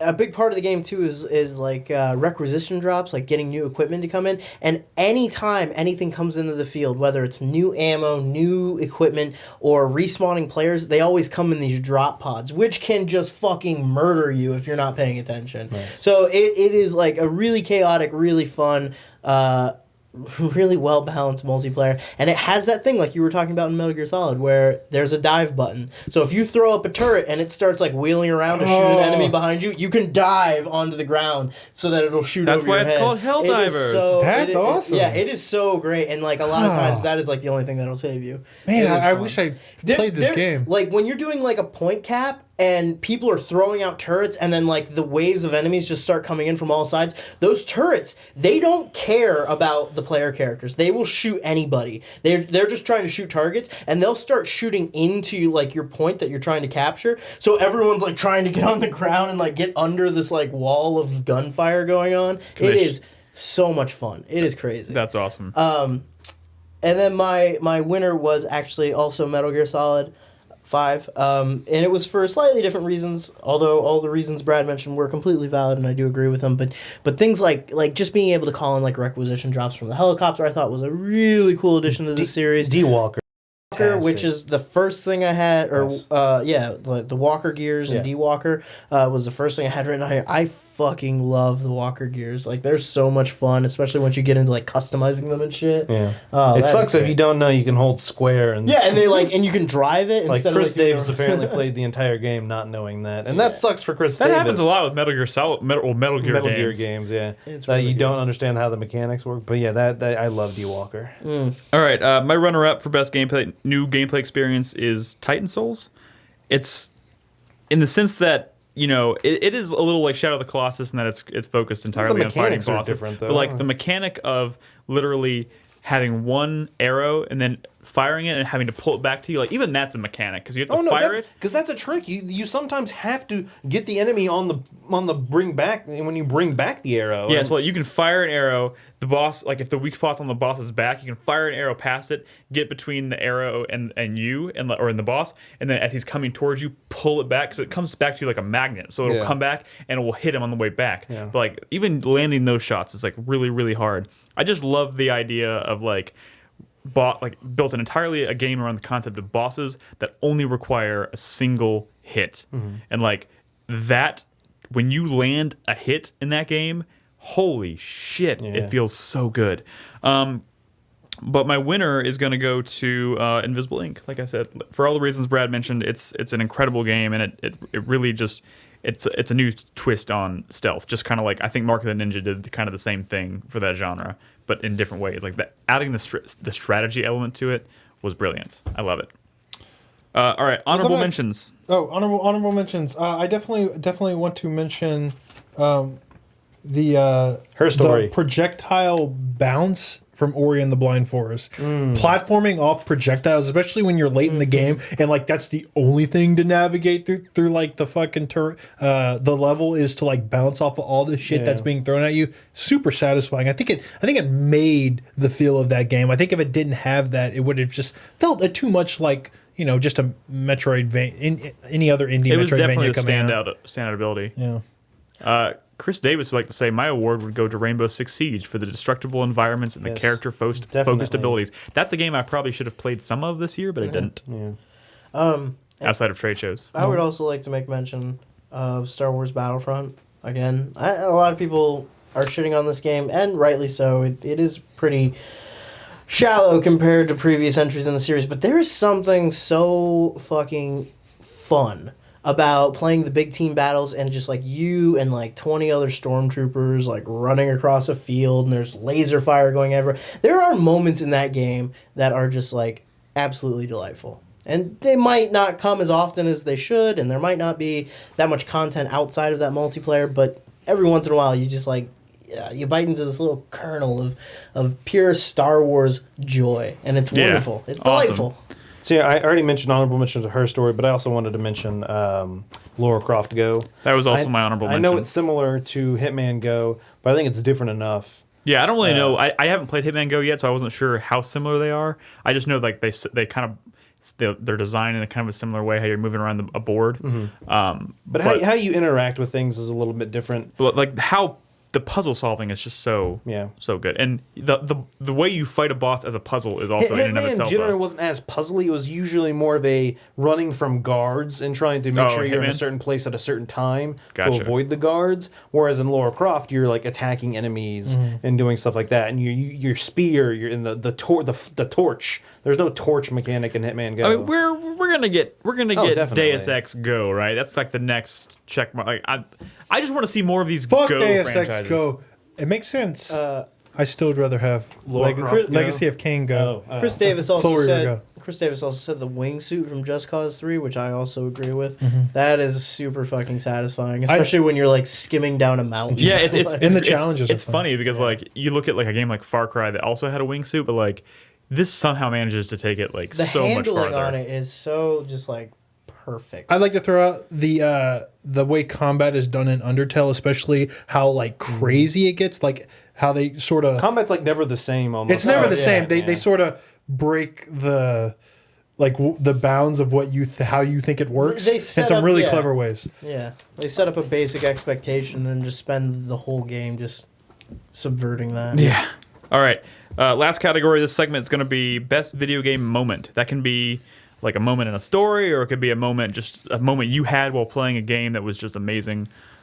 Let's go. My Starting runner-up with is flying out of New LA for the first time. Nice. So New LA is a massive city in Xenoblade Chronicles X. You spend a lot of time there, and it's so giant, you fast travel out of it every time. Before I even figured out how to fast travel in and out of New LA, I would run outside the city to the closest waypoint that had to every be a time. bitch. And it just the scale of it's huge, but then you finally do the mission where you get flying scales and you realize that I don't need to fast travel anymore. I'm just going to go over the walls of this city because you have flying mechs now, and it's fucking it's just all a seamless? great it's seamless. The entire world is seamless. See, that is the only It's a great fucking moment because it puts the scale into perspective. It's like the airship moment in an old RPG of like, Oh yeah. I can just when you get your first airship, yeah. I'm just gonna fly out of here. It's great. It's fucking amazing. That's amazing.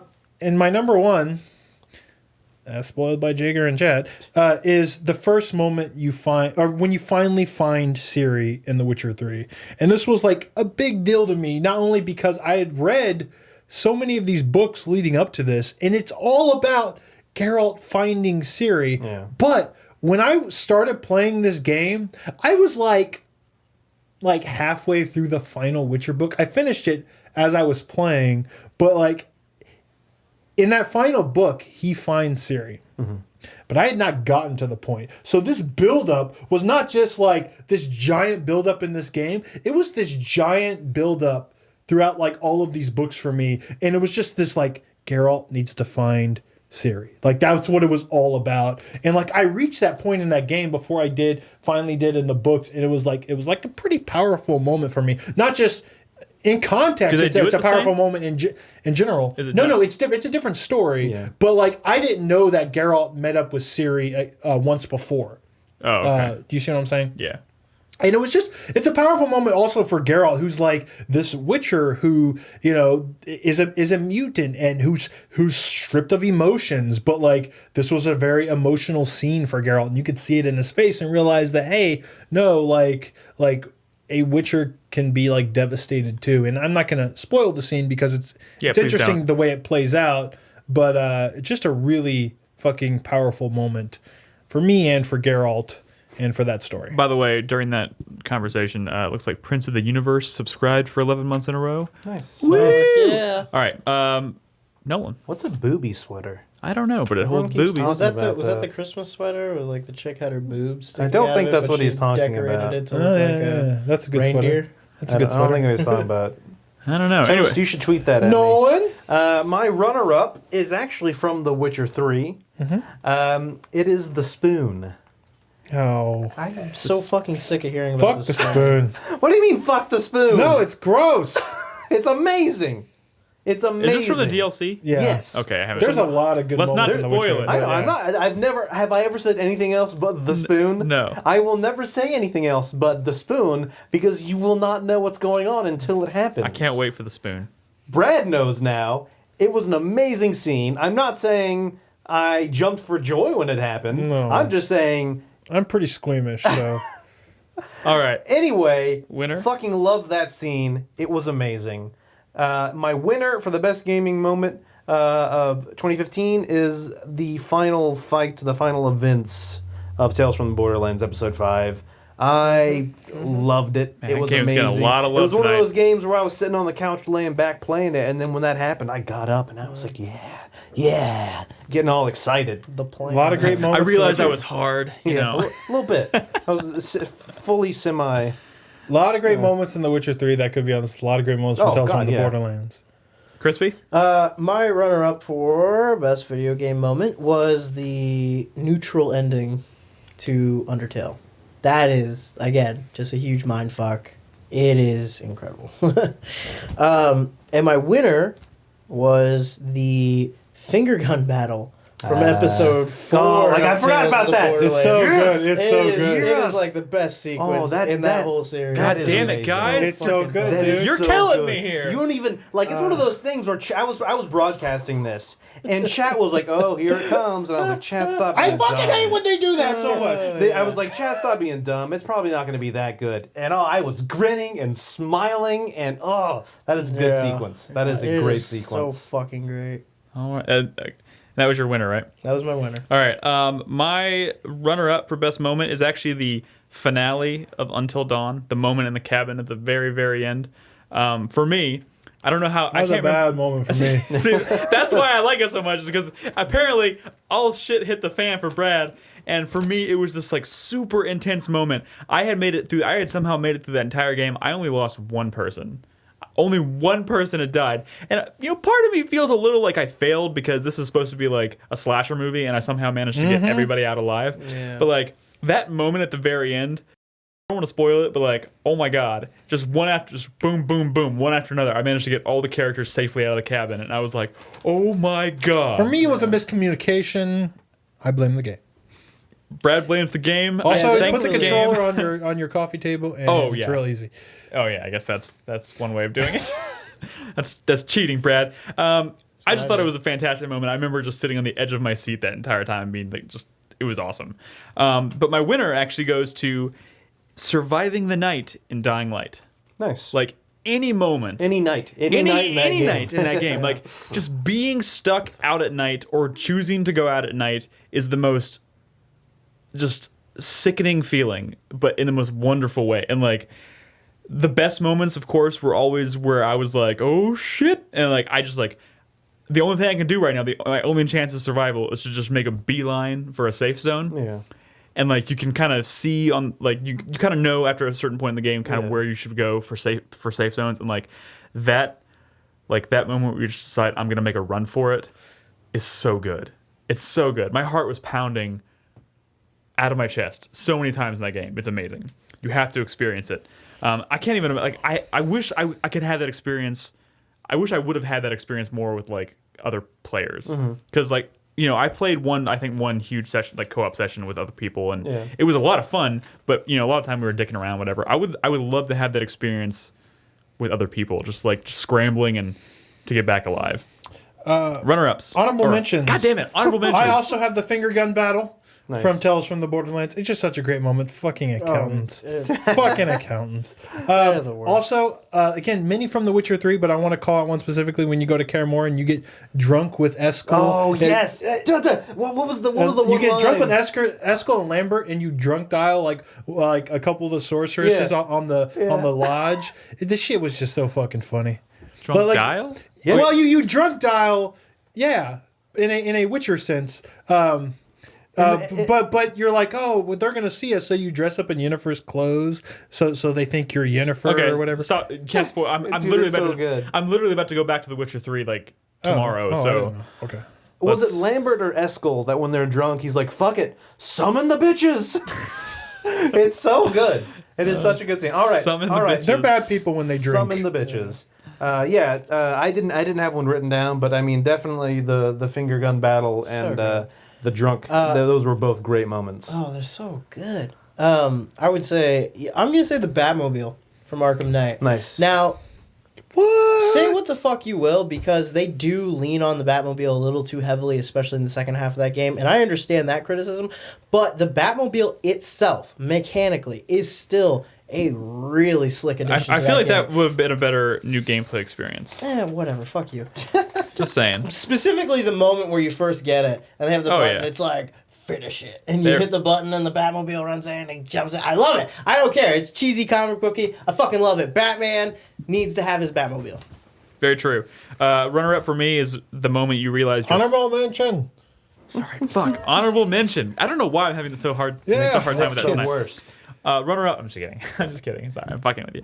Honorable mention is gonna be realizing you're fucked in Soma.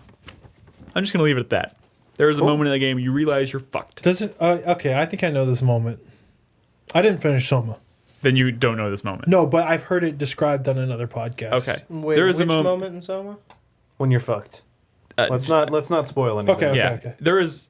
I'll talk to you about it during the break if you want to know. It's Cool. but you realize you're fucked. Okay.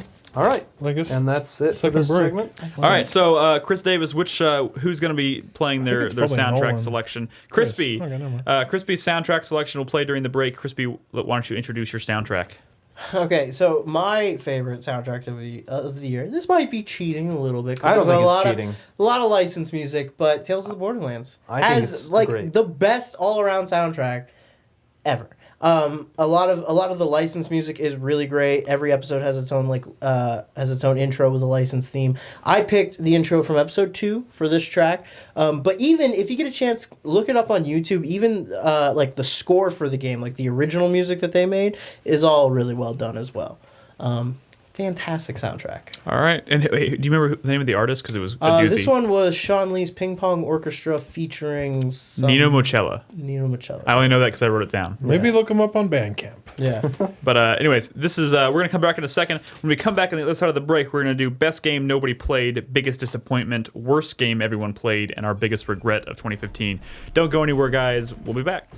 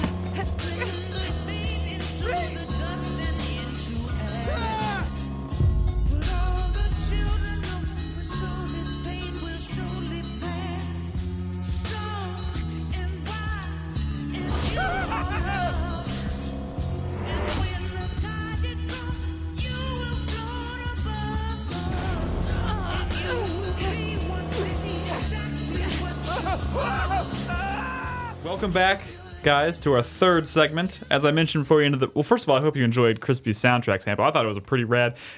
Just another example of why I have to play Tales from the Borderlands, because that song sounded pretty rad. Dude, they're all I was rad. trying. I was going it like was- Nick. Maybe play this instead of Life is Strange. It But was I'm glad you liked super- Life is Strange too. It was super tough for me between that one and episode 4. 4, yes. Episode 4. They were all good. All the intros are Back good. to the top. I Oh chose my to play God. Life is Strange because literally a listener actually wrote like a big, long long, email yeah. saying you have to play Life is Strange. So I was like, okay, I maybe didn't should play Life is enjoy Strange. 5 so much because it was a sad moment Yeah. that chat just totally spoiled me. Oh, episode really? In chat. That yeah. sucks Wait, that in they Life is spoiled Strange? that. Yeah. No, in Life is Strange?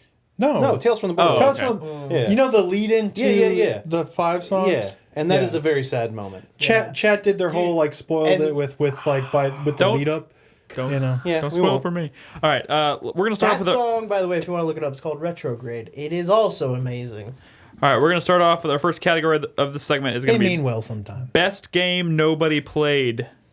I like Brad, this category. I think this category is self-explanatory. Why don't The you best start? game no one played. My runner-up for this is Codename Steam. Ah, yeah, no one played that. I think this is a really, really good tactics game. I think there were some complaints as far as like enemy turn length and stuff. You know, some critics struggled with it. One, it's a very difficult tactics game, and but if your hang-up was maybe you read some reviews that the enemy turn length was too long, they did patch in a fast forward. Not that I even use it much because I think part of the game is figuring out where the enemy is and stuff and where they're coming from. But hey, who am I to say?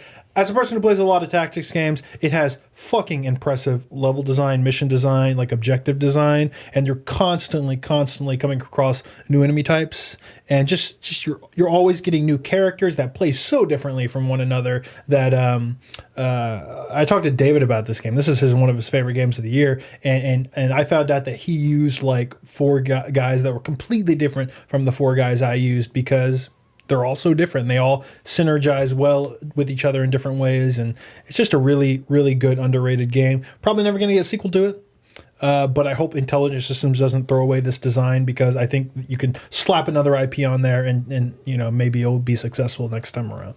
My winner for best game nobody played is another game from Nintendo. That is Kirby and the Rainbow Curse. Now, the reason this wins for me is not only because is this a really good platformer, like it's beautiful, but I feel like the previous game, Kirby's Canvas Curse, was another game not enough people played, and that's one of the best DS games. And this is more of that with like a cool new art style and improved bosses this time around. It doesn't have the stupid mini games of the last game. I really, really think more people should have played it, but I understand not a lot of people have a Wii U, and even as a Wii U title. This was very, I feel like, under the radar. A lot of people talked about Splatoon and Mario Maker and stuff, but no love for Kirby this year. And I think it's a way better game than that Yarn Yoshi game. Yeah. You did a review for it, Brad. Oh yeah, go watch my review for Kirby and the Rainbow Curse. It's just a really, really fun game, and just the core method of controlling Kirby is still one of the best gameplay experiences you can have out there. I absolutely adored it. Cool. Nolan. My runner-up for best game nobody played is Party Hard. Oh, yeah.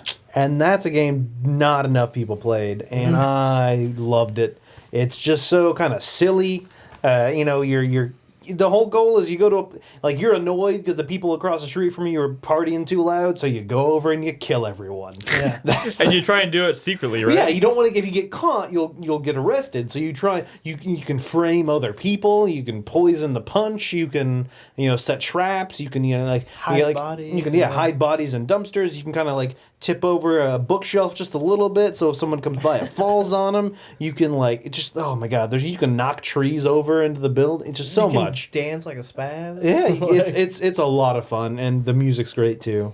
Cool. And then my winner for best game nobody played, and I think less people play this than Party Hard, is Guild of Dungeoneering. Oh yeah. I played that at PAX. We did play it at PAX, and at PAX we had really kind of mixed to meh. We were just confused. Yeah, it was kind of confusing. And then I played it at home, and my god, that's a game where you're like, let me just play real quick, and then all of a sudden 3 hours has gone by, and it's so charming. It's just little characters, and it's first and foremost it's a card game. It's a deck building-esque. Yeah. Reminds me of Desktop Dungeons. That very much, and that kind of an ode, a nod to those even paper dungeon games, because the entire map looks like it's drawn almost D&D-esque, and the characters are drawn and whatever, and it's just the music is that too. It's kind of every time someone dies, they have their own little song, a bard sings a song to them. Yeah, and it's such a good game. Cool. Nolan or Crispy? Yeah, what's up? Sorry. Thanks, bro. My runner-up was also Party Hard. Nice. Oh wow, Great game. How could two people have it if no one played it? Yeah, I don't know, man. I think Great joke, Nolan Brad. and I are half of the actual Pretty much, number of people who bought that game. And then my winner is another game that we played at PAX. We really loved, and nobody's really talked about it since. I don't think anybody here's played it but me since it came out. keep talking and nobody explodes. Wait, that was at PAX? Oh, PAX. PAX. I think PAX Prime, yeah. I want to play that, but that is that a game feels like a feed I event. We have to do that on the feed. I just recently played with Chai Tai over Skype, and oh my god, that game gets so The reason I ridiculous. haven't played it is because I've wanted to do it with Bernadette. Because I think that'd be another good way to test our relationship. Yeah, it's and just the great problem was game. we've never been off of this because we work on opposite schedules. So Dude, we were That's a good yelling. for a We were cooped up, like too. yelling at each other, because it gets super complicated later on. Some of the puzzles will have stipulations where they're like, okay, if there are 3 wires and the serial number of the bomb ends in a vowel and there's a serial port, you have to do this. And I'm reading the instructions and Chai Tai is trying to defuse the bomb, and I'm saying like, is there a serial port on the bomb? And he's like, serial port. No. And I'm like, okay, do this. And then the bomb explodes because it wasn't working and the timer ran out. And I'm like, is there a serial port? Is there a fucking serial port on the bomb? And then the bomb finally goes off and he's like, okay, what's a serial port?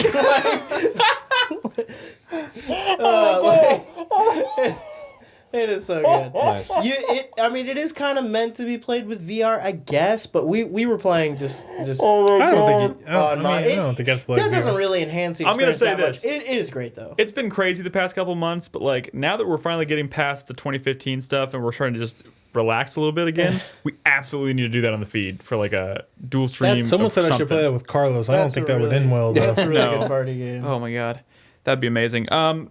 So that was your winner, right? That was my winner, yes. All right. The best game nobody played. My runner-up is actually going to be White Knight.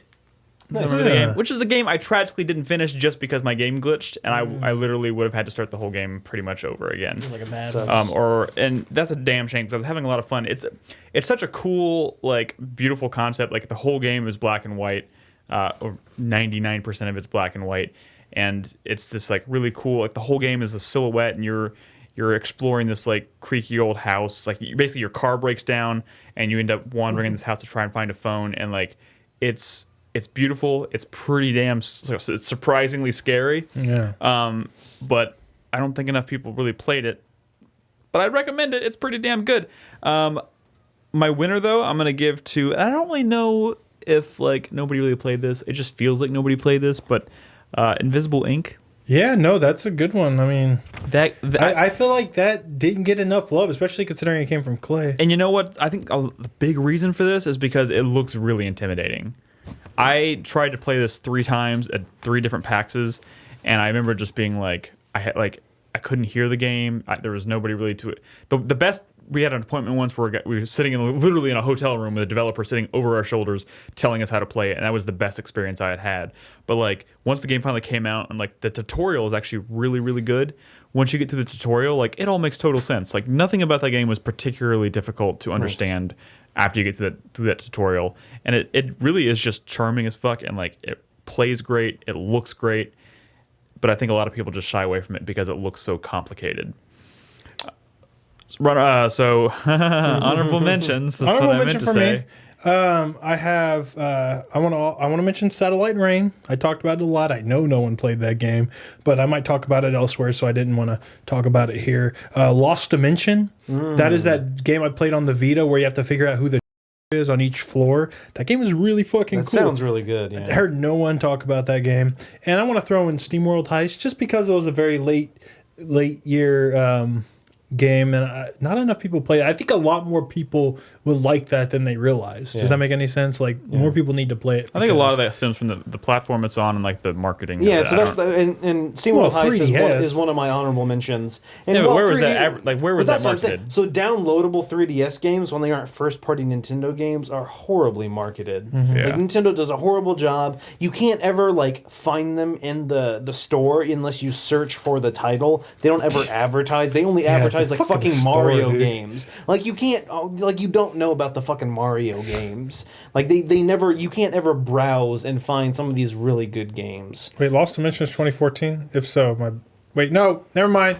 Chatter's wrong. Move on. Yeah. Yeah. Crispy, got any honorable And mentions? then one more honorable mention is Rebel Galaxy. I don't Yeah. think many people played that, and it's great. Helldivers. I feel like nobody, like a few people maybe played it when it was the PSN game, but nobody's talked about it since. And that's actually probably one of the better kind of like console co-op experiences that I think came out this year.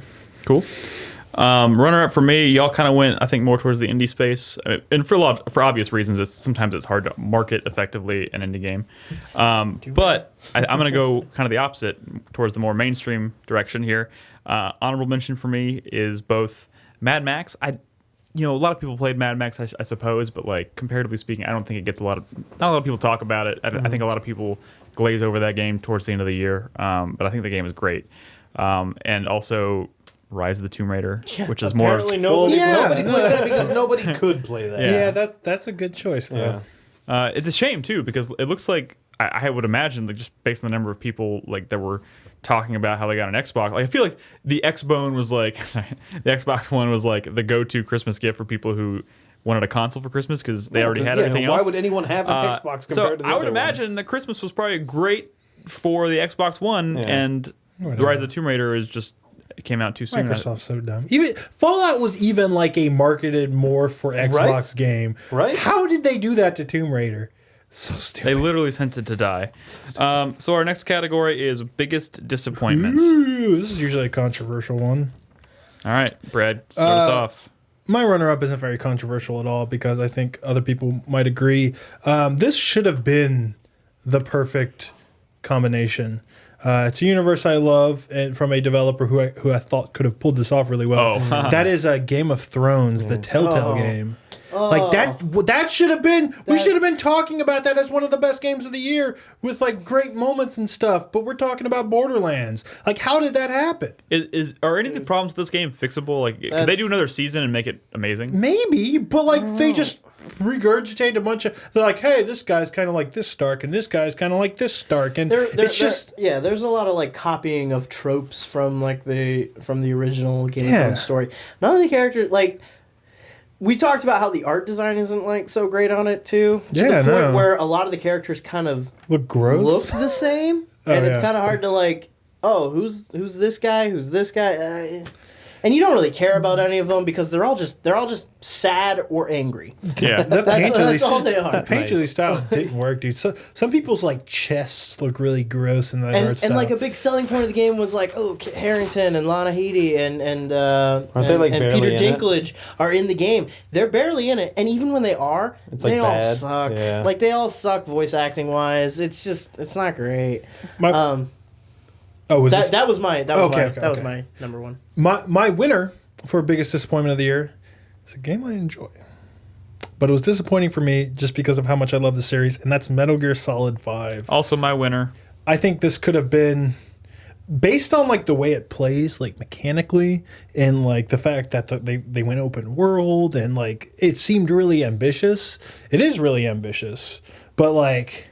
It doesn't live up to other Metal Gear games for me, and I could have said the same about Peace Walker. I really could have, but like where's the memorable like characters with like crazy personalities? Where's like the memorable fucking boss fights? You know, where's Snake? Where's David? Where's David Hayter? Yeah. Where's my codec? I'd fucking take that any day if Snake could actually fucking talk.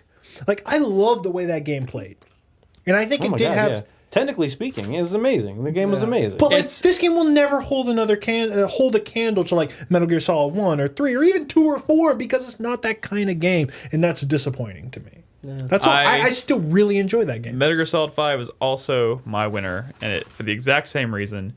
It really it's like the biggest wasted fucking potential because the gameplay, like everybody said. Very few games are as complex as Metal Gear Solid 5 and control as fucking beautifully as it. It's a shame it was wasted on a game that just doesn't match the scope or vision of any of the prior Metal Gear Solids. It really doesn't. Like I talked about earlier in the show, we talked like the world is beautiful, but like there's no variety to it almost. There's basically 2 locations, and one of the locations you go to, I think, feels too damn similar to the first one you're in. It still feels like kind of like you're in a desert, even though it's a jungle. You know, it's just... How do you fuck that up? How do you make a jungle feel like a desert? I mean, well, that's just a result of where they chose to set the game. Like, it's based on a real-world location. But still, it's just... Come on, man. Nothing was as amazing as like when you go back to Shadow Moses in Metal Gear Solid 4.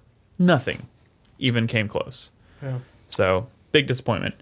Nolan? So my runner-up is Hotline Miami 2. That's a good one. I loved Hotline Miami, and I don't think anybody hated that game. It was a fantastic game. That Great came out this music. year? No, Hotline Miami was last year. But Hotline Miami 2 was this year. Damn it. And it was it's similar to Metal Gear Solid 5. That it was a good game, but just it was kind of a letdown. It wasn't what I expected. The story, I didn't really like the story that much.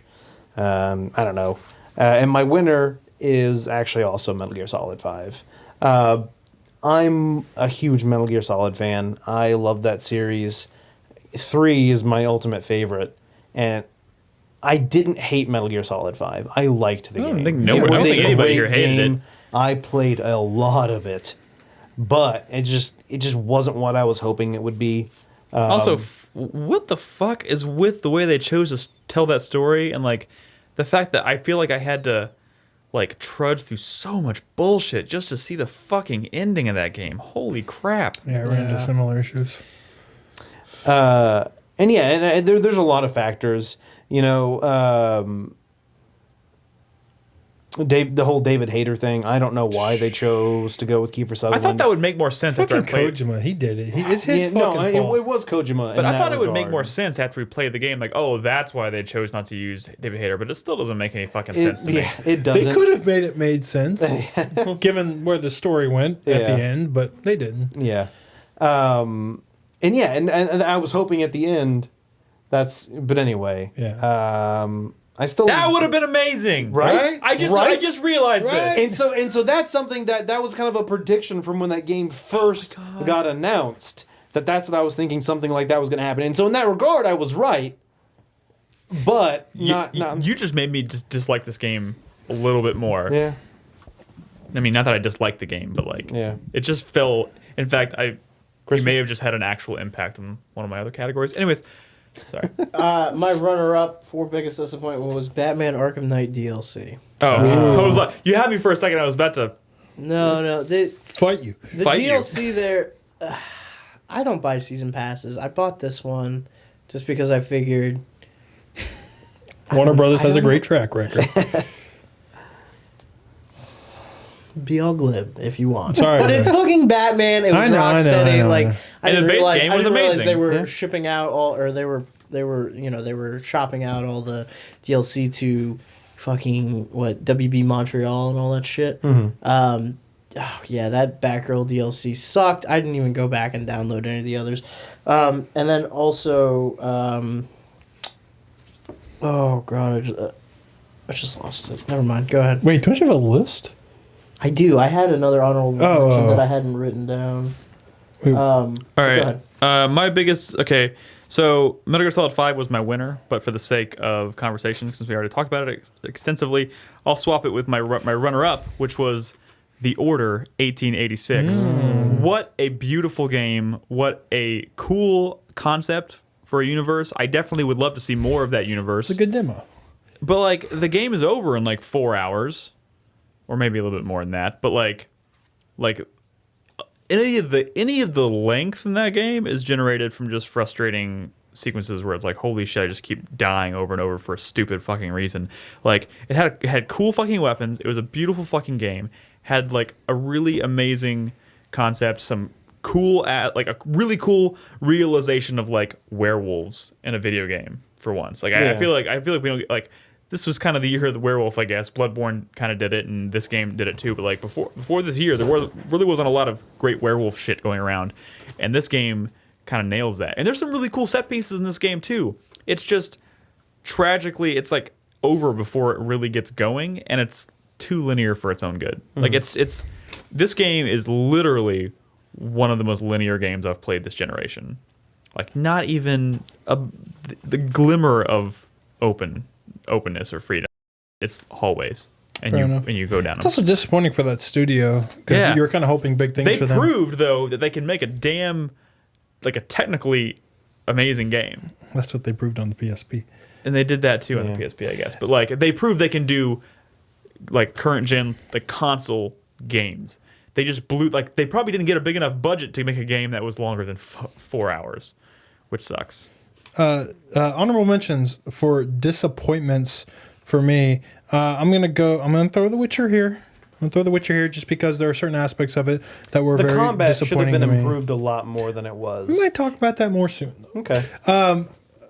Also, I want to go Massive Chalice. I was really excited about this game. Just didn't click with me for some reason. Yeah. And I found that ultimately, maybe I was more disappointed in myself that I didn't give it another shot. But yeah, I found that. I think that game That had kind of some really cool disappointment. ideas It that turned did. out to be really frustrating Yeah. practically when you played it. Yeah. Honorable mentions from me for biggest disappointment. Yoshi's Woolly World. I was hoping that was gonna be good. Hoping to take the Kirby. Especially you, Nolan, because you're such a big fan of Yoshi's Island. Yoshi's Island. Yeah, I fucking love Yoshi's Island. It's one of my favorite SNES games, and they've just never really recaptured that. I did hear that the Game Boy Advance one's good. It's but weird. I feel like Nintendo is a company that's really good at capturing the magic of their franchises. Like, why are they having such a hard time with Yoshi? Yeah. Because maybe Yoshi sucks. They're swinging Maybe too you low. suck, He's Brad. annoying. And then my another honorable mention, Minecraft Story Mode. I love Telltale games, and I was hoping they would. Minecraft's pretty good too, and so I was hoping they would put out a good game. They did not. All right. Nope. Crispy, any honorable mentions? Yeah. No, I can't remember what my. It's all good. Honorable mention for me, and this is not meant to really be a reflection of how I felt with the game, because I did like this game a lot, but it definitely didn't quite. It just wasn't what I had expected. This was easily one of my most anticipated games of the year, and I walked away from it not nearly as impressed. And that's Soma. Interesting. Yeah, Soma- Soma is really cool. I think in like an atmospheric like sort of storytelling Yeah. sense. But the fact that there are like mods out there to remove the enemy encounters is kind of telling about how the Yeah, gameplay that's really true. kinda, Maybe like install drops those the mods. ball. Although Because but those like that, it's not scary and it's just kind of there annoying. was one that I think was pretty damn scary, and it's actually towards the very end. But I literally lucked into like, I got through that one sequence, which was actually pretty terrifying, and I got through it first try in literally less than a minute. And people were like, "Dude, that took me 20 minutes to get through." But it was a really cool moment. But I feel like if I had fucked it up, I would have hated it. Super frustrating. But like, Which you know, sucks, 'cause honestly, that- I was excited about Soma from the beginning when it was announced, and I thought it was going to be like a science fiction, like in space type mean, of game, it's- and instead they kind of went, you know, it's under the ocean, and which is cool. I love games that take place under the ocean, but like, I don't know, it wasn't what I was expected from the very It beginning. is a really cool game. I will It say just this: is not there is as- one, just kind of back up here. I completely forgot about this moment, but this could have been a runner-up for me or honorable mention best moment. The moment where you're in the elevator, the cage that's taking you down into the ocean, like really deep into the yeah. ocean, like the trench. like where you're going down in the trench is so scary. Like I don't like deep water. I don't like being in enclosed spaces, and like even though you're literally just in an elevator going down into the ocean, I felt like I was stuck in like a cave or something, and it plays to that fear really well.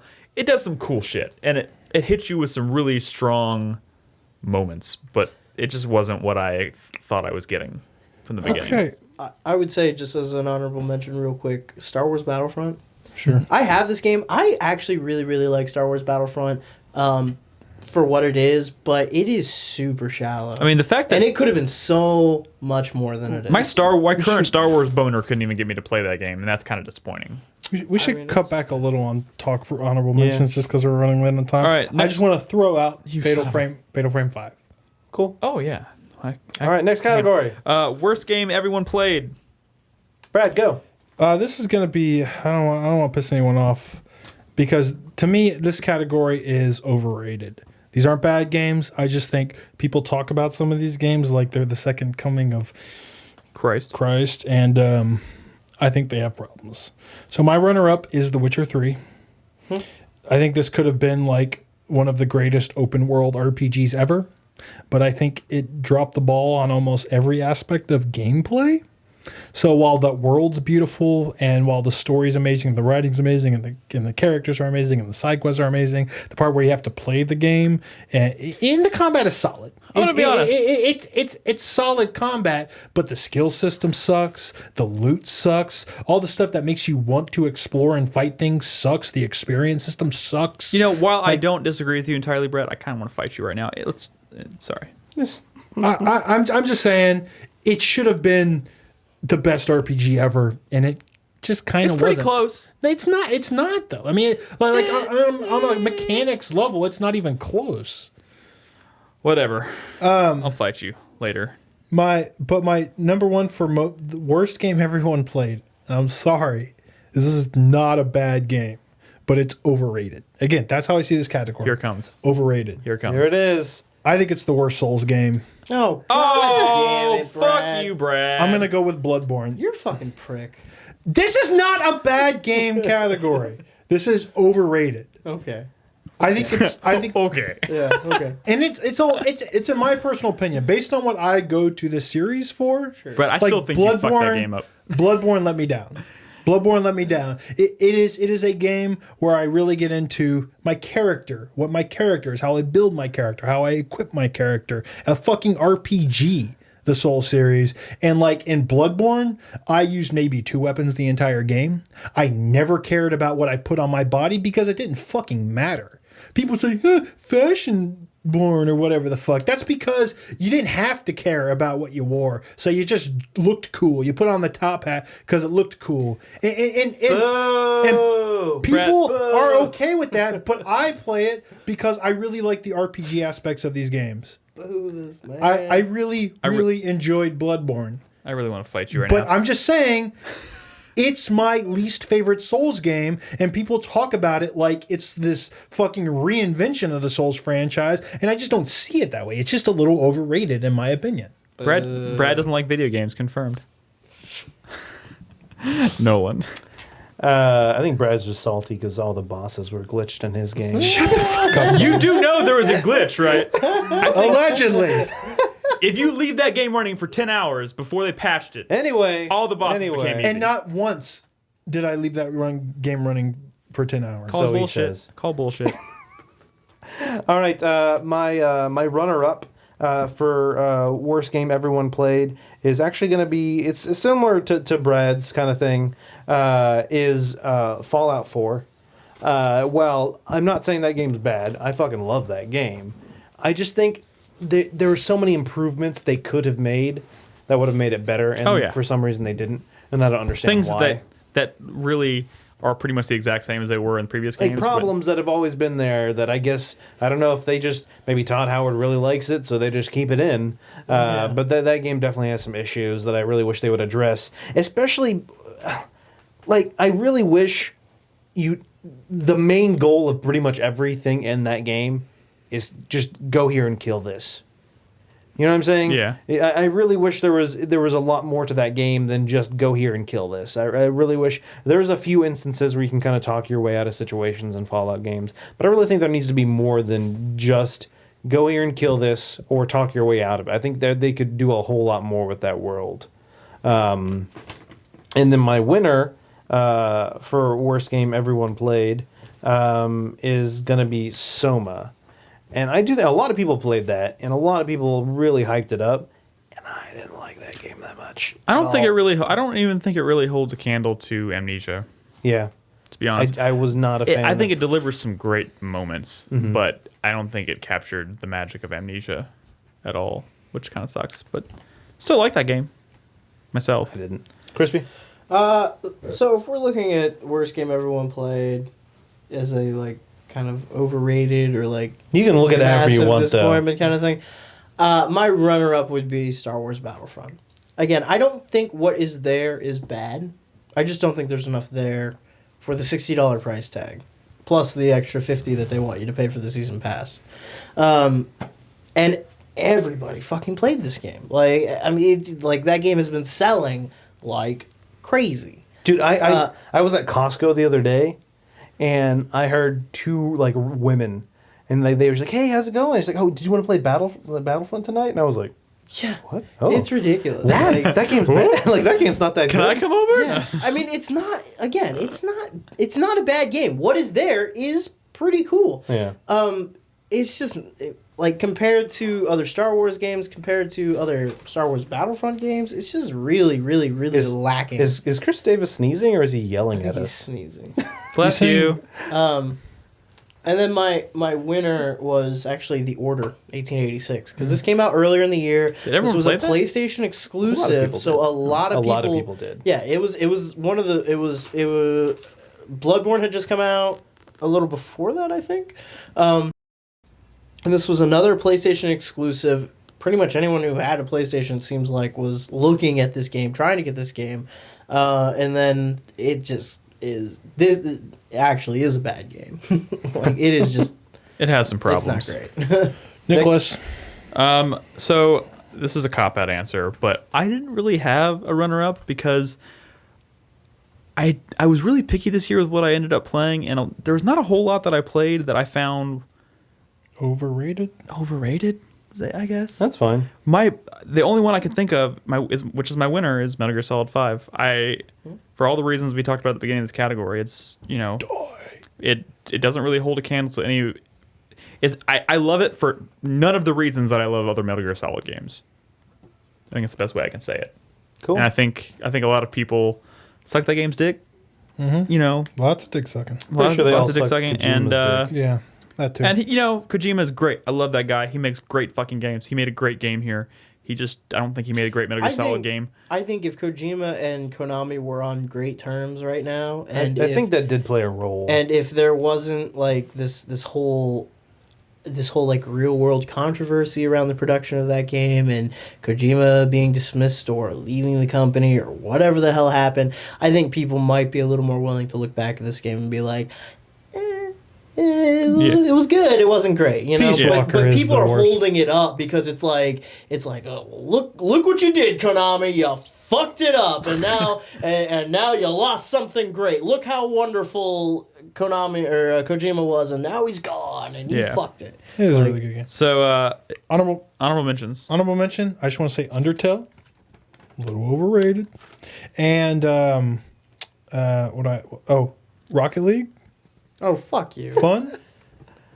Also came out before. So I was my But it wasn't honorable mentions. free. Order 1886 was one of my honorable mentions, and Five Nights at Freddy's, 3 and 4. 3 and 4. Fucking Christ. Holy shit!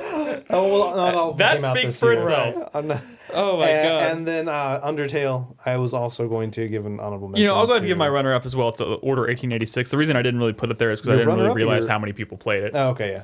But yeah, that would definitely, because I also put it as my biggest disappointment, and it's also qualifies here.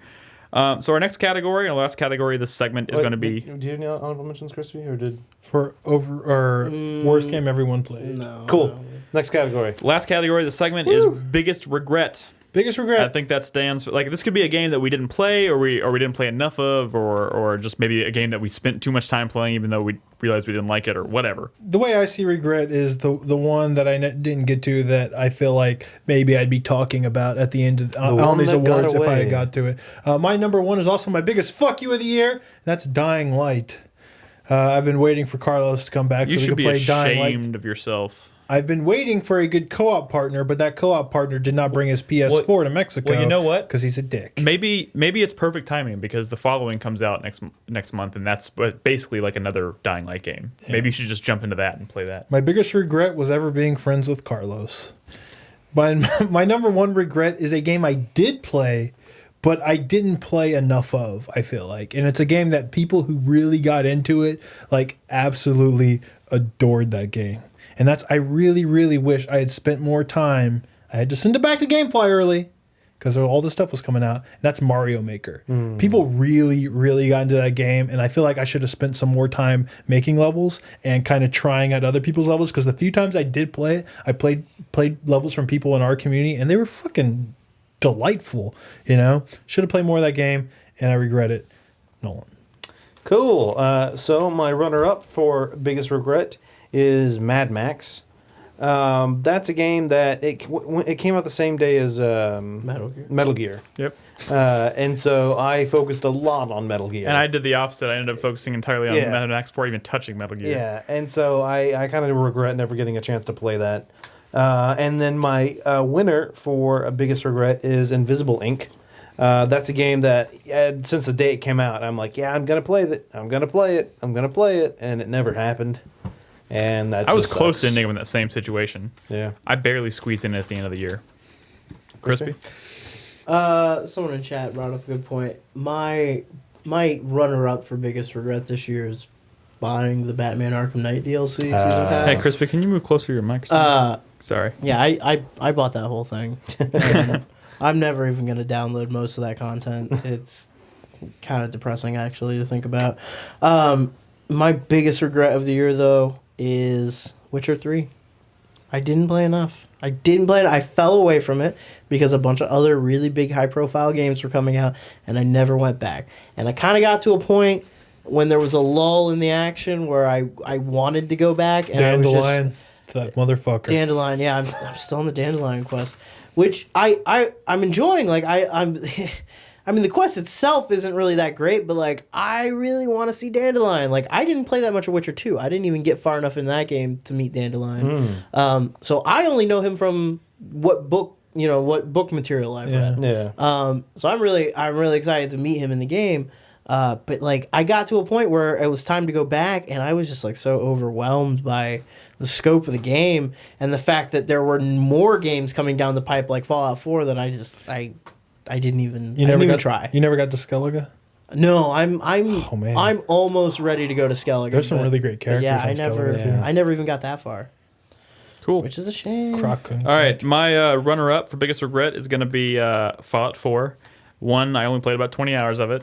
I feel really bad, really bad, because I absolutely get addicted. I think Bernadette played more Fallout 4 than you. Dude, my Emily has played like 80 hours of that game, and I'm sitting here like, I played 20 hours of it, and I loved every hour I played of it. I love it.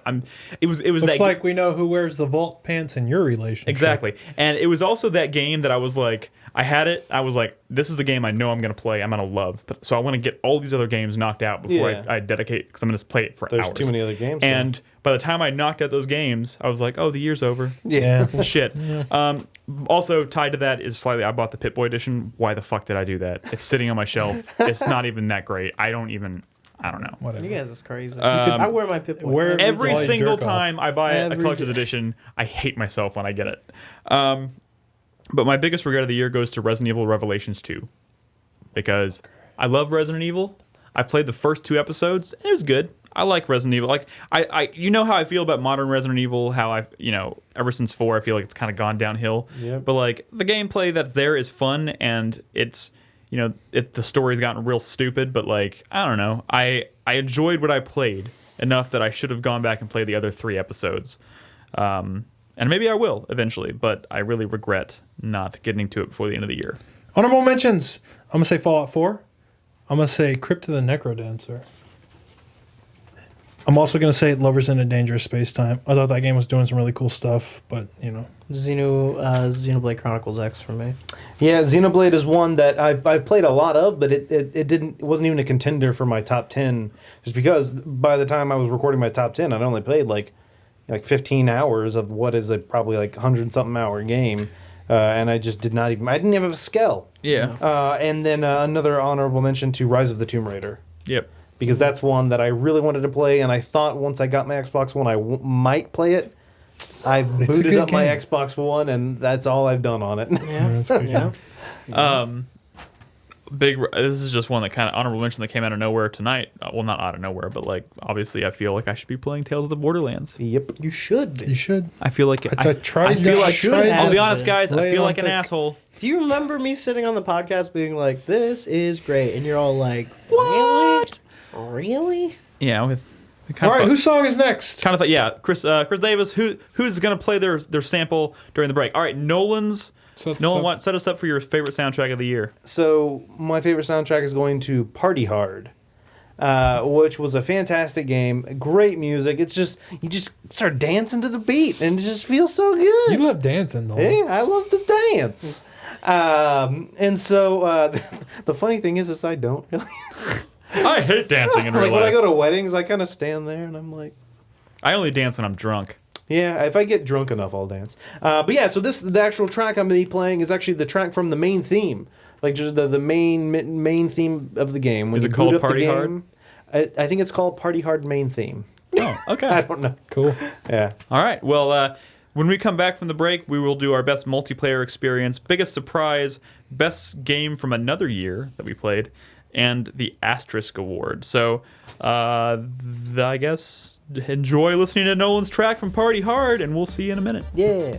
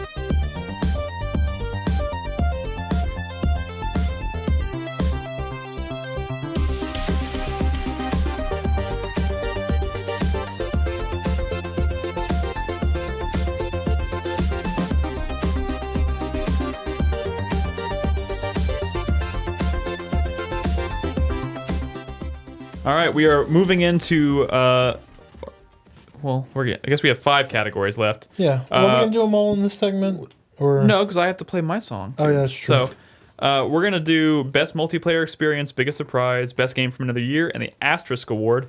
Best multiplayer experience, I think, is pretty self-explanatory. My Brad? runner-up goes to a game that I played with my buddies here, Crispy and Nolan, and that is The Legend of Zelda Triforce Heroes. Yeah. I think that was a cool. very. It was a pretty like innovative take on a multiplayer experience. I was very surprised. Yeah, It was delightful. it really was a multiplayer Link Between Worlds, chopped up into kind of puzzly levels and stuff, but it was really fun. Like in ways that I wasn't even expecting, like the stupid little emotes and juggling the music ball. Yeah. Like to play like in the classic menu, yeah. Zelda songs. Yeah. That Did stuff. y'all finish that? No, Oh my god, it's really no. long. It's a really long game.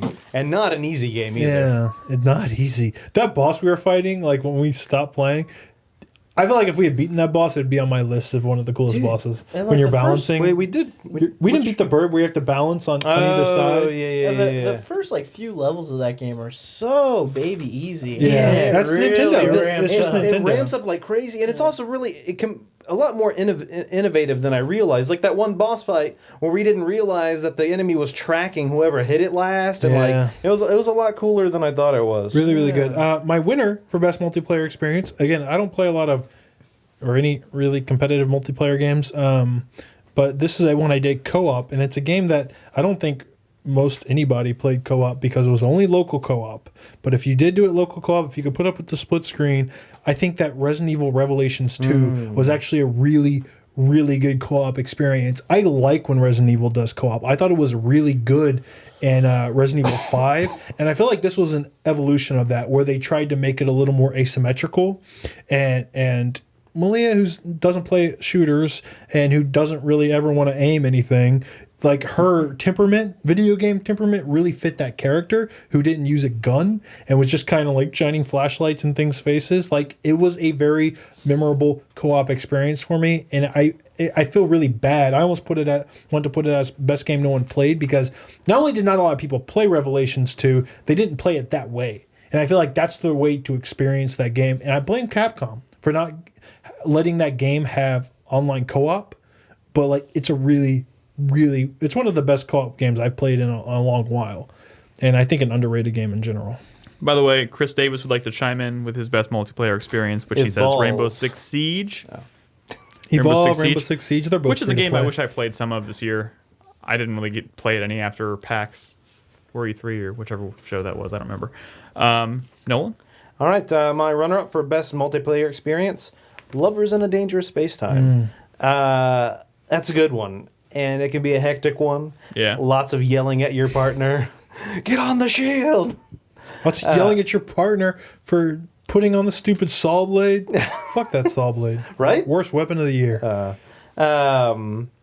But yeah, great fun time, great couch co-op game. And then my winner for best multiplayer experience goes to Dying Light. It's actually one of the best co-op experiences I've ever had, especially since you can play the entire game co-op. Well, I think you have to play like a little bit by yourself at the beginning. Maybe not. I don't remember. But fantastic co-op. Like I think I probably played 90% of that game, maybe 95% co-op. This is also my winner, even though I didn't play nearly as much co-op as Nolan did. I only played like 2 sessions of it in co-op, but while I was there, it was fun because that game, just at its core, is just super fun, and being able to play with other people is I think it's almost even a little more realistic playing with other people. Yeah, no one would ever really go out by themselves. If you're in a post-apocalyptic zombie experience, you're not going to just wander off by yourself with no backup. It doesn't really make a whole lot of sense. And like even like in the game's lore, it doesn't make sense. Like you go out, you're runners. You go out like as a group, and so yeah, I mean the co-op was so good. And like I mentioned before, the nighttime gameplay is awesome, and being able to do that with other people sounds cool. So like even like because I played most of the game with Jaeger, and even when like I've said it before, but like the first 20 hours of the game, I didn't go out at nighttime. Fuck that shit. Yeah. Just no. I'm really looking forward to the following. Yeah. And I think we're talking about maybe doing some kind of dual stream multiplayer type event on the feed. Good. So you'll be seeing more Dying Light here soon on our broadcast. Crispy. My runner-up for best multiplayer experience was Helldivers. Again, this A lot of game's love really for fun. You Helldivers. guys should fucking It's a play regret it. of mine. It's really fun. It's a good game for a guy like me who has roommates. Yeah, that's true. You know? Yeah, fuck you. Yeah, it's great. And my winner was obviously the actual best multiplayer game that came out this year, Rocket League. Of course. That game, it's so fucking You're delightful. right. It is fun. It is fun. So delightful. I feel like the reason Rocket League resonated with so many people is because I feel like it's people who don't like sports kind of discovering a sports game. Yeah. You know? No, it definitely is. And you It's- probably get the same high from like playing FIFA or like NHL or something, but like it's also, accessible. It's also it is exactly. It is so fucking accessible. Like the mechanics are so tight and so simplified that it doesn't. There's no real customization. Like people get into arguments about the different cars, It's like all having different aesthetics. hitboxes. Yeah. It's not exactly like the cars do travel a little. It looks like bit different. Ed really wants to play Rocket Dude, League. I played Rocket League with Ed the other day to capture footage, and we played for like 2.5 hours. Yeah, it's a fun game. Yeah, it's so easy to get sucked into it, and you know, it's so easy for anybody to pick it up and be like, "Ooh, what's this?" And then within an hour, you can feel yourself getting way better at that game. God, it's delightful. I love it. Wonderful. Go play Rocket League. My only problem with Rocket League is it's hard to get good at it, and I feel like I'm always missing the ball. I'm always like wafting it. Anyway, next. Wafting. So I'll be honest, I played so little multiplayer this year. Almost no game I played multiplayer. So, like I said, my winner is Dying Light. I'd say if I had to do a runner-up, I would say Bloodborne for all of the 2 bosses that I partnered with someone on the world I to guess that fight. is multiplayer. Yeah, And you know, just like it's any Souls game where you partner with someone else, I think it's just a really cool experience to just make a temporary friend. You can't communicate with them in any significant way. Kind of in the same way that Journey lets you just meet like another wanderer and then play a section of the game with them and then move on. Like that was really cool. I just remember getting stuck on a boss. It was the Shadows of Yharnam. that was not an easy boss. That boss fight, I was like, there is no way. Like this boss is just destroying me. And I was like, I rang the bell, met a friend, walked in. Just one glitch. Good night. My game was not glitched. Dude, there's no way that game. There's no way your game was not glitched. There's It's not fucking glitched. zero possibility. You're not that good. All right. Anyways, I've beaten 4 Souls games. not like that. Whatever. We're not having this Honorable conversation. mentions. Evolve. I actually did kind of enjoy what I did. I was wondering if play that was ever going to come up. It's fun. It's just one of those things similar to Battlefront. It's just multiplayer, and I have a big problem with just multiplayer games. Like the next one on my honorable mentions, Rainbow Six Siege, Hard, I have Splatoon. Splatoon. It was real fun. Triforce Heroes. is another honorable mention I had. And then I did want a big honorable mention to Bloodborne. I played a lot of the Chalice Dungeons co-op because the Chalice Dungeons were fucking hard as balls. Yeah. And so myself and Shai and Jaeger and Ed, those are the main, and MGS, yeah, a little bit of MGS. The biggest problem with that is connecting to someone could be such a bitch. Yeah. And that, even though they tried to make it simple, it would still, the thing that sucked about it is you would ring your bell and then you would wait. And sometimes you could see the ghosts of other people in the game, but you would see the ghost of the person you were trying to connect with, and it wouldn't connect you. Is that you? And he's like, I'm like, do this, and he does it. I'm like, that is you. Why won't it fucking connect us? Like, it was frustrating. Yeah. Yeah. All right. Next category is going to be biggest surprise. Runner up. Biggest surprise of the year for me is one that came very late. I wasn't expecting to enjoy this that much because it's from a developer who's made a lot of bad games, Image Epoch. But I was surprised by how much I enjoyed Stella Glow, which is the strategy RPG that I've been playing, that I've still been playing. I put over 30 hours into that game. It is not as deep as something like Final Fantasy Tactics, maybe not as challenging as something like Fire Emblem, but this is a really, really well put together strategy RPG. I've been comparing it to something like Jeanne d'Arc from Level 5, which is a similar sort of strategy RPG. And just surprising presentation. Like, it looks cool. The attack animations are fucking rad. And, like, the characters and there's voice acting in this fucking game on a strategy RPG from a now defunct developer. They don't even exist anymore. They got shut down. Like Fire Emblem doesn't even have voice acting. And there's a lot of it here, and it's actually good, which is real surprising from like this B tier, strategy RPG on the 3DS. I'm huge surprise for me. I never would have thought I would have picked. I just thought this was like a fan service game because there's a little looty stuff with the witches. I mean, you tune them, and they got to be wearing nightgowns when you tune them for some reason. I don't know. I don't even know what that means. But it sounds delightful. What are you talking about? Yeah. You have to when they have love problems. tuning. So it's like a Persona game where you have like social links, right? Yeah. But the witches, they have like personal problems, and you as the conductor have to tune them, which is like basically going into their heart and fighting like unique battles. Heart. But like they're kind of like vagina battles, sure. Heart. They're kind of like vagina All right, battles. so my runner. Wait, I didn't say my winner. Well, then hurry up. You need to hurry the fuck up, Brad. Brad's like, we should hurry, and then he talks for like half an hour. I meant for like honorable mentions and shit. Bro. That was your runner-up, bro. Also the first time I brought up that game, so let's be honest here. That's fine. Let's be fair. My winner for biggest surprise is Satellite Rain. Mostly because this, I mean, I've talked about this a bunch. You have the big open city, and you're moving around like you're four like Adam Jensen's kind of. It's very Deus Ex. And you have a lot of freedom to how you approach that world. But it's a surprise for me because it does kind of play like an RTS. It's like an RTS where you're micromanaging 4 different characters. And I don't do RTSs. I'm really bad at them. I can't. I always take turn-based because I like to take my time. I like to really think. You don't have a lot of time Sometimes to think. those decisions can be difficult, and being forced to make them in a short amount of time can be hectic. I'm bad at it, and I constantly would fuck up because it's a stealth game where you're sneaking into these Facilities, cities. Vaginas. facilities and stuff, and there's cameras, and you're trying to evade them, and I'm constantly fucking up. But one of the best parts about Satellite Rain, like say Invisible Ink, is sort of capitalizing on your fuck ups, improvising, figuring out how to get out of there, and a lot of times it's just run your ass off because you're not ready for this facility, so you're gonna come back to that later. It was a big surprise for me. I really enjoyed it. More people should play it. Satellite Rain. Cool. All right, my runner-up for biggest surprise, Assassin's Creed Syndicate. Yep. I did not expect to enjoy that game as much as I did, especially coming off of Unity and just all of the other poop that's come out of Ubisoft the past few years. Yeah. Assassin's Creed Syndicate really surprised me. I really found myself enjoying that game. And then my winner for biggest surprise of 2015 is Dying Light. That's a game up until right before it came out. I did not plan on playing it at all.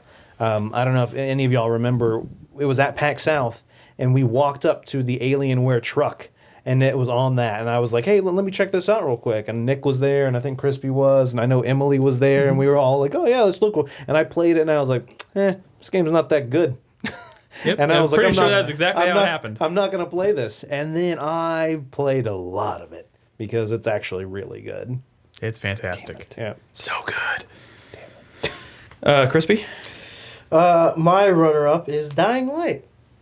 Didn't have a lot of expectations for that game, but Dying Light did meet and then surpass Did you what play with another person? a couple times. You played with Nick a little not, bit. Not a lot, but a couple times. It was kind of difficult because whenever I'd play, That's a game I think plays really well either way. the only times I ever played online, people like Jaeger were trying to fuck us up by invading. Fucking Jaeger just invaded the shit out of us. What an dick. ass. And then my winner for biggest surprise. Gonna give it to Undertale. Woo! That Best game of all time. It finally happened. I went from like It's hating happening, that gif. game to actually being like kind of into it. It's. Kind of into it. Just let your emotions I mean, run free. I'm not one of those kids. I'm not one of those like fucking high school kids who are like falling in love with it on like Why some you kind of gotta weird say high emotional school level.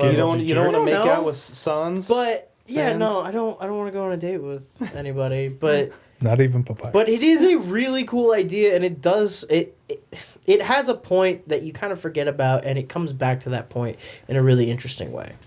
I feel like it's good. I It's agree good. with you. Cool.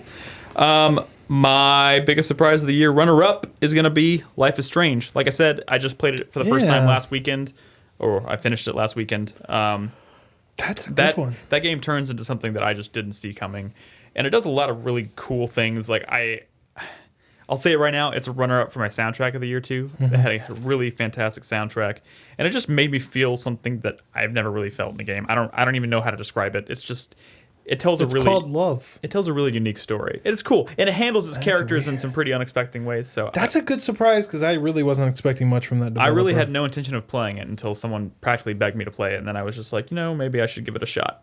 And I know Ed liked it a lot too, so I was like, fuck it, I'll try it, and I loved it. And my winner goes to Until Dawn. I actually played this game at PAX a couple years ago, and I came back, told you guys, hey, it's pretty cool, but like, part of me really just knew in my heart of hearts that it wasn't going to be very good.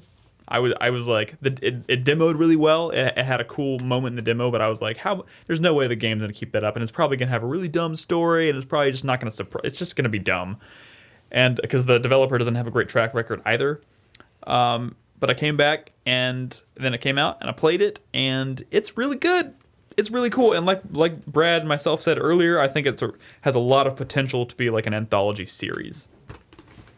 So, honorable mention. God damn it! I can't. Honorable stop it. mention, Lost Dimension. Only played it because I got a Vita and MGS sent it to me, but I really liked it. Cool. Surprising. I don't have any honorable mentions. What? Come on, surprise! I feel like it's easy to. I mean, I could make some shit up. I But mean, let's be honest. There's a lot Tales of the Borderlands. Yeah, Anybody? that's a fucking surprise. I guess, yeah, that could be a surprise. Who expected to like a Borderlands game this That's year? or a true. Telltale game That's this true. year. Or Telltale. but I mean, I like. in Nolan's Witcher, defense, I played of all the Walking games I Dead. played this year. Walking Dead, I yes, kind of thought most of them that I played that I liked were gonna be good. And that's the thing is, I do a lot of research before I play a game. I don't usually just buy them, and so usually I know when they're going to be bad. So Or I don't good. know. The thing is, a lot of times I end up even trying things that I know are probably not gonna be that great. But And so not that's as much something this like, year. like Telltale. I was surprised at how much I liked it, but because everyone and their fucking mother said it was so good, I knew it was gonna be good. Yeah. Like Nick, I think he's gonna be surprised when he finds out the game is good. I think he'll still enjoy it. Well, it's like when everyone was saying Undertale was good. I thought those people were actually full of shit. And it turns out they were, so it was And they kind kind of of cool. are, but like it is really good. It is actually really good. It's a good video game. All right, our next category. Best game from another year. We do not need to spend a lot of time talking about Nope. this. These are literally games that we played this year that we just want an excuse to talk about. They came out in a year other than 2015. We're also making decent time. Go, Brad. I'm hungry. Oh, well, that's your problem. I offered you a Red Baron. He did offer you a Red Baron. Who turns down Red Baron? What do you want on your tombstone? My runner-up for best game I played from another that came out in another year is a game that I had never played much back in the day, mostly because Nintendo 64 is stupid. But I played through Banjo-Kazooie Nice. for the first time. With the rare collection or no before? No, before that. Yeah. And that game is a fucking delight. It is. It's a delight. I mean, it's no Mario 64, but I mean, it's pretty damn close. It was- That game's a fucking delight. It was pretty much the biggest selling point for me on the rare The collection. characters are amazing. Yeah. The gameplay, some of the set pieces are great. I really hope you. Cool level ukulele. design. I really hope ukulele is good and like that it captures some Yeah. of that magic because it is magical. My winner for best game that came out in another year is Stalker: Call of Pripyat. I was playing this leading up to Fallout because I was excited to play something Wastelandy, and I was shocked to see that when Fallout 4 came out, which I went to the midnight launch of, I was excited about that. I kind of want to play some more Stalker. Call of Pripyat's really fucking good. Good open world horror Wastelandy That's a type series game. I've always been interested in trying. At Yeah. least closest I've come to Stalker is Metro. Metro's Nolan? no All right, my runner-up for best game for another year is Damned. Oh yeah, We all played it together. forgot about that. Yeah. That's a game. Oh, I didn't play that. Yeah. Maybe I should. I forgot about that. Well, it's not from this year though. Oh yeah, you're right. Yeah. But I would still put it on my list that I. It was a great game. I really enjoyed playing it with everybody that played with me. I don't remember who all was there. Myself, Ed. Oh, you're nice people. Was Chris Davis there? I think so. Yeah, Chris Davis was there. Anyway, it was a lot of fun. My winner for best game from another year. Oh God, this is Crypt the Necro Dancer. I'm gonna kill you. That doesn't count. He's not gonna say that though. It's not Crypt of the Necro Dancer. Oh, I almost gave it. Senran Kagura Shinobi Versus. Oh, Jesus Christ! God. That didn't come out this year. No, I had a surprising amount of fun with mainly boobs. the costume, like because you can take any like costume in that game and completely resize it to however you want, and so just giving people giant sunglasses. Oh, sunglasses. Yeah. Yeah. Oh, yeah. And, yeah, you can't modify their body. Yeah, that's what you Can you modify the things that cover certain parts of their bodies? Kind of. Like giving that one girl the pacifier in her butt. Your butt pacifier. Yeah. That's called a butt plug. I just had a lot of fun doing that. That's a thing. Because then you just go into battle with those characters like that. And just a lot of fun. Wonderful. Yeah. I'm glad you fit that in there. And yeah, Bernadette did walk in on me watching the girls in a sauna hot tub scene. Yeah, that happened in Stella Glow too. Oh man. There's always a sauna scene or like an onsen. Don't Which judge one? me. An onsen. All right, Crispy. I'm gonna give I'm gonna give my runner up to this one, only because I'm not like really that far through the game. But what? Oh. Nothing. I'm just No, picturing. okay, I'm yeah. picturing Bernadette Anyway, walking. I'm not that far through the game, so that's why this is my runner up. But Demon's Souls. I mean, it's fucking Souls. Yeah. Is I it love good? that shit. You liking it? It's good. I'm having a hard time. I'm having a hard time dealing with playing it on the feed, just because I had never played Souls games on the feed before, and that kind of changes it. It also kind of affects how accessible the multiplayer is, which I'm now realizing I lean on pretty heavily, which kind of changes Really? my experience. I love the online component of Souls games. That's like half the experience for me. I love like what Nick was saying about like the whole Journey-esque multiplayer, like that feeling of just like popping into random people's worlds or random people helping you out, and like you and this just anonymous person from somewhere else in the world working to achieve a common goal, and then just like a friendly wave. That moment when and you're waving and they're they disappearing is so forever. great. Yeah, Have you it's been like, stuck on a I boss? love that. Yeah, I'm Flame I'm lurker? stuck on the. I've been trying to do the fucking. Well, you wave spider. when they disappear. I always wave when they show up, and I bow when they leave. Spider Whatever. stuff. Yeah, the spider is Not that fucking my shit up.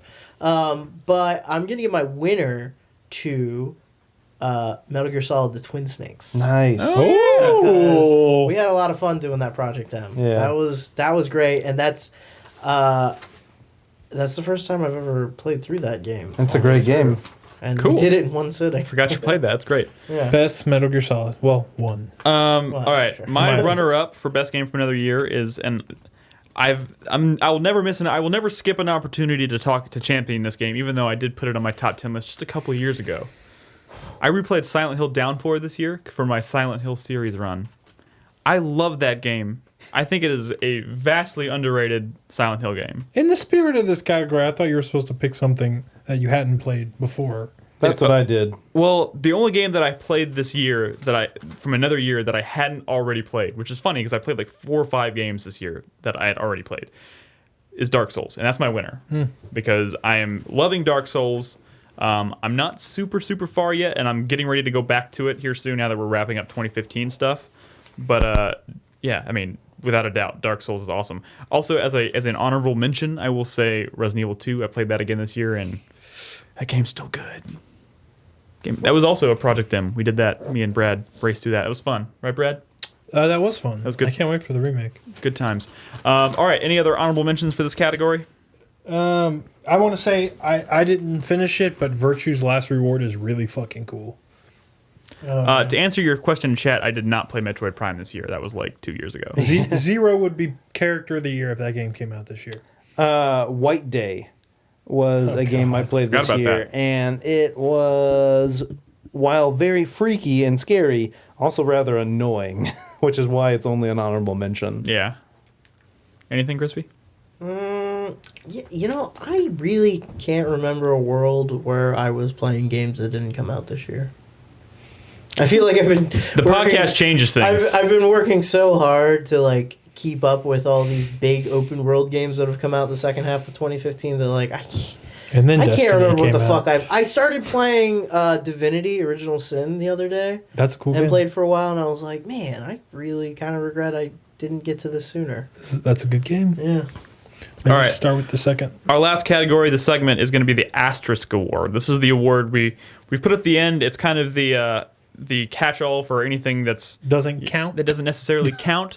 Maybe DLC or a game that's in early access, or any other examples you can think of, Brad? Well, or I would say like an episodic thing that didn't actually complete this year. Maybe like you played one episode of it that you really liked, or just shit that doesn't count. Like shit that Chris Davis wouldn't let us put in our top 10. That's the spirit of this award. We're gonna change the name. We're gonna change the name to the Crypt of the Necrodancer Award. Yeah. My runner-up is a game I played very early in the year, but I really, really enjoyed it and can't wait till it's finally out because I don't linger too much on early access games because I want to see them complete. I'm a little worried my PC is having some trouble running it, but that is Subnautica, which is a really, really, really good, like, it's like Minecraft, but in the middle of the ocean. Dude, the first time you get your submarine... Oh my God! it's so good. I could have talked about that on Moments of the Year. Right. There's so many good moments in Subnautica. What did you name your submarine? Oh, I don't remember. I just named it a big penis. Subnautica is Of course you did.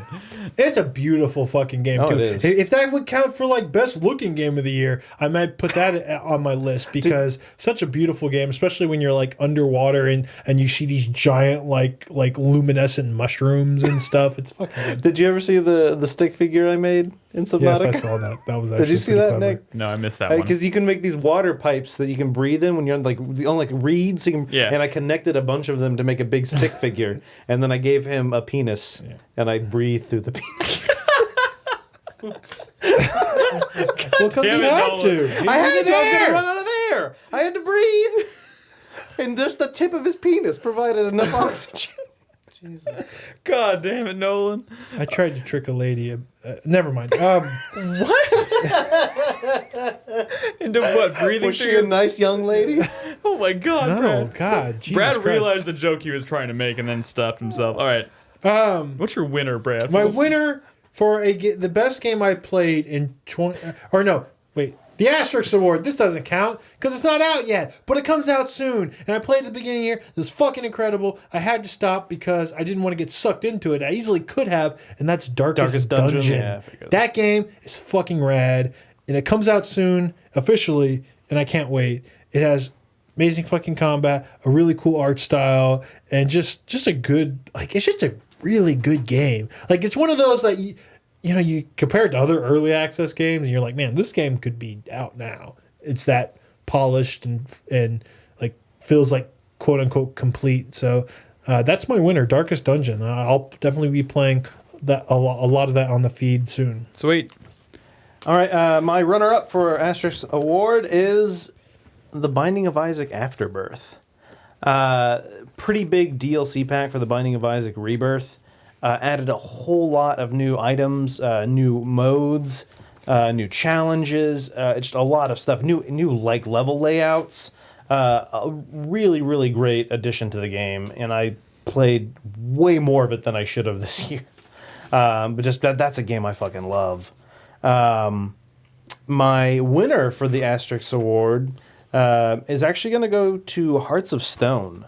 Yeah. Because we don't have a DLC category anymore. I love that expansion. It was a fantastic expansion that I started To The Witcher 3. Yes, to The Witcher 3, thank you. I started too soon. I was way under-leveled. And so I leveled myself up and then went back to it. And oh my God, it's so good. Like, just like like Brad already mentioned, like the wedding scene. Like, that is such a great, like, and it's not even like a 5-minute thing. That's like a 45-minute, hour-long, like, event that goes on. And it's just like, it's crazy how much they crammed into this DLC. And then Blood and Wine comes out soon. Oh, God. It's going to be good. I can't wait. Like, I never realized how much I love The Witcher 3 until it was done. You know what I mean? Until it was gone. Yeah. And when I finally finished Hearts of Stone, I was like, oh, man. Good. It's good. All right, Crispy. So my runner-up is actually a game that it's not out yet. You can't buy it in early access. They've done, I think, maybe one closed beta. I've only played it at conventions. I've only played it at like 2 or 3 different shows now, but it's still something I did play earlier this year, or earlier last year, I guess. At PAX Prime was the last time I got to see it. Dreadnought. Ah, yes. This is the No, you played Dreadnought in January at PAX South, right? and He said he again played it at Prime. PAX Prime. Okay. Yeah, they were at PAX Prime as well. So yeah, I played it at PAX South and I played it at PAX Prime. It's just a really fun game. It's a really cool concept. It's a for those of you that don't know, it's a multiplayer competitive starship shooter. You control these giant capital ships. You move them around kind of similarly to like that Lost Galaxy. Except you actually have like verticality to Lost it as well. Galaxy? Rebel Or Galaxy is Rebel what he Galaxy. meant. I was thinking of Power Rangers Lost Galaxy. That's fine. Oh, of course. But it's a really fun game. I have been like chomping at the bit to actually have this at home on my computer and be able to play it whenever I want. You know, like when it releases or whatever. Yeah, that's a good one. And then my winner. Oh, God. Okay, guys, you ready for this? My winner for the Asterisk Award is Destiny: The Taken King. Wow. Fuck that. Dude, the Asterisk Award goes to a game. I was just as Goes to Destiny because it's Destiny. I was just as negative on Destiny as anybody else here. But I actually decided to give it another shake with my roommate. We both bought the Taken King version when it came out, and the experience has changed considerably. I mean, it's still Destiny, but it's changed enough in a lot of kind of quality of life improvements, and there's actually some story content there. Nathan Fillion's all over this thing now. I fucking love it. I've put too many hours into that this year to not consider it in some way. Okay, cool. My runner-up this year goes to a piece of DLC for The Evil Within called The Assignment. Oh, yeah. It's part 1 of the Evil Within DLC. Great game, stealth-based. There's no combat of any kind, really. You're really just avoiding combat the entire game. Really cool spin on that combat, on that the way that game works, and made it feel really unique, different from the base game. But my winner goes to the other Evil Within DLC called The Consequence, which has, like I said earlier, my favorite boss fight of the year, and literally some of the best moments of the Evil Within come from both of these DLCs. And the Evil Within itself, base game, had some fantastic moments. It did. But this series continues to be super mindfucky. The DLC follows not the main character I can't remember Sebastian? It does not follow Sebastian. It follows his partner, I'm really surprised I remembered his who name. I only remember her real name is Jennifer Carpenter because she's Deborah. from Dexter, but I can't remember her name in the game. It's killing me. But she's great, and the game is still mindfucky as hell, and it's great. If you like The Evil Within at all, you have to play it. It's so good. Yeah, that's all I got. What? Any other runner-ups? Oh God damn it! Honorable mention. Waiting for it. Oh God, why can't I have an honorable mention. This is a mod. It didn't even scared come the out shit out of this me, year bro. for a game that didn't even come out this year. I don't fucking know. But I played the Star Wars mod for Mountain Blade. Is fucking rad as shit. And I was a Wookiee with the lightsaber riding a speeder bike. It didn't make any fucking That's kind of sense. fucking gross. Also, I played the Star Wars Battle Pod yesterday. The what? The Star one, Wars- the one that's at main event. Yeah. Yeah. That's pretty cool. What Yeah. is that? It's like It's like a big. You're encased in like a little dome. it's and like a you're the spherical pilot. screen. Yeah. And I was like on indoor riding the speeder bike, and it was fucking. Oh. I mean, it's a bad game. Yeah. but it was Yeah. a cool But experience. it's kind of. Yeah. Oh, I'm All piloting. right. So what are we doing? honorable mentions? A I see what you did there. You're trying to fuck me up again. little bit. Fallout Shelter. Oh yeah. I wanted to give it to that mainly because it's not so much a game. There's like no end point to that. I played a lot of Fallout It's an Shelter ant this farm. year. Yeah, it is an ant farm. It is. an And ant I farm. got my shelter as fucking big as I could get it. And then there's nothing. Like my guys were going out for like 4 or 5 days at a time before they come back with a bunch of shit. But then what do I do with all that shit? Nothing. I really wish there was more story or any story to that game. Any kind of an end game to an extent would have been nice. And then an honorable mention to Crypt of the Necrodancer. You son of a bitch. Crispy? For honorable mentions. Yep. Yes. Yeah, I don't really have any. It's all good. You All don't right. have to. I don't have any either. So I'm gonna give one for Crispy. He really liked that first episode of King's Quest, and I know it's not Oh, done. the first 2 episodes. Oh, how did I forget? Because there's too many games. Oh, it's too many games. Yeah, the first 2 episodes of King's Quest are delightful. I'm going to play those. Go play those. I'm going to. They're so good. Fuck you. Cool. all right. So Nick, we're whose music's up next? mine. Oh. This is our last break of the night, guys. We're gonna come back. We have one more award, and that's gonna be our number 11 award, which basically just means the 2 games that just barely missed our top 10 list, which are coming, by the way. We are wrapping them up as we speak. We'll be starting to release the top 10 videos tomorrow. I think George's video is up first, so we're gonna release George's video tomorrow, and then I'm not sure who's next, but we're almost done with all of them, so you can catch our top 10 videos starting this week. But we'll come back and do the number 11 award. During the break, we're going to play my sample from my soundtrack of the year. This is a soundtrack that I actually listened to in its entirety 3 times today, if that says anything. It's actually from Dying Light. And wow. the composer of Dying Light, whose name I cannot pronounce, is Powell Blazak. I'm probably saying that totally wrong. But he also did music for the original Witcher game, which I thought was pretty interesting. But the track is called Horizon, and the reason I love the soundtrack so much song. is totally not what I expected when I bought this game. But it has this really cool emphasis on like synth music, and what really shocked me, I was trying to think of it today, like what does this remind me of? It's reminding me of something, and then it hit me. It reminds me of the FTL soundtrack.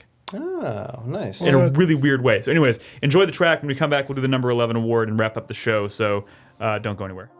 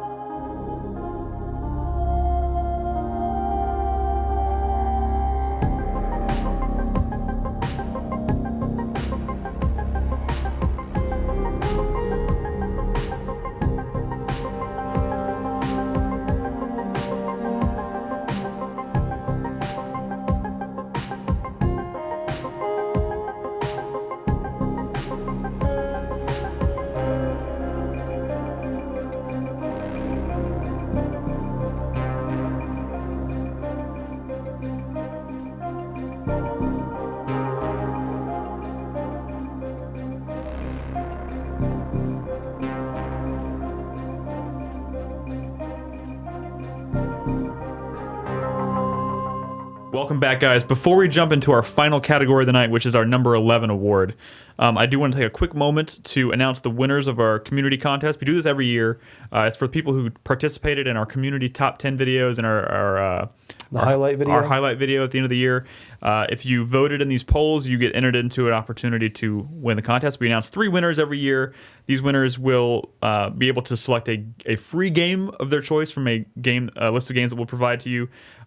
We also would like to also extend an offer of an alternative to the game, one of our new T-shirts. So if this is you, we'll be in contact with you. But I want to go ahead and announce the winners now.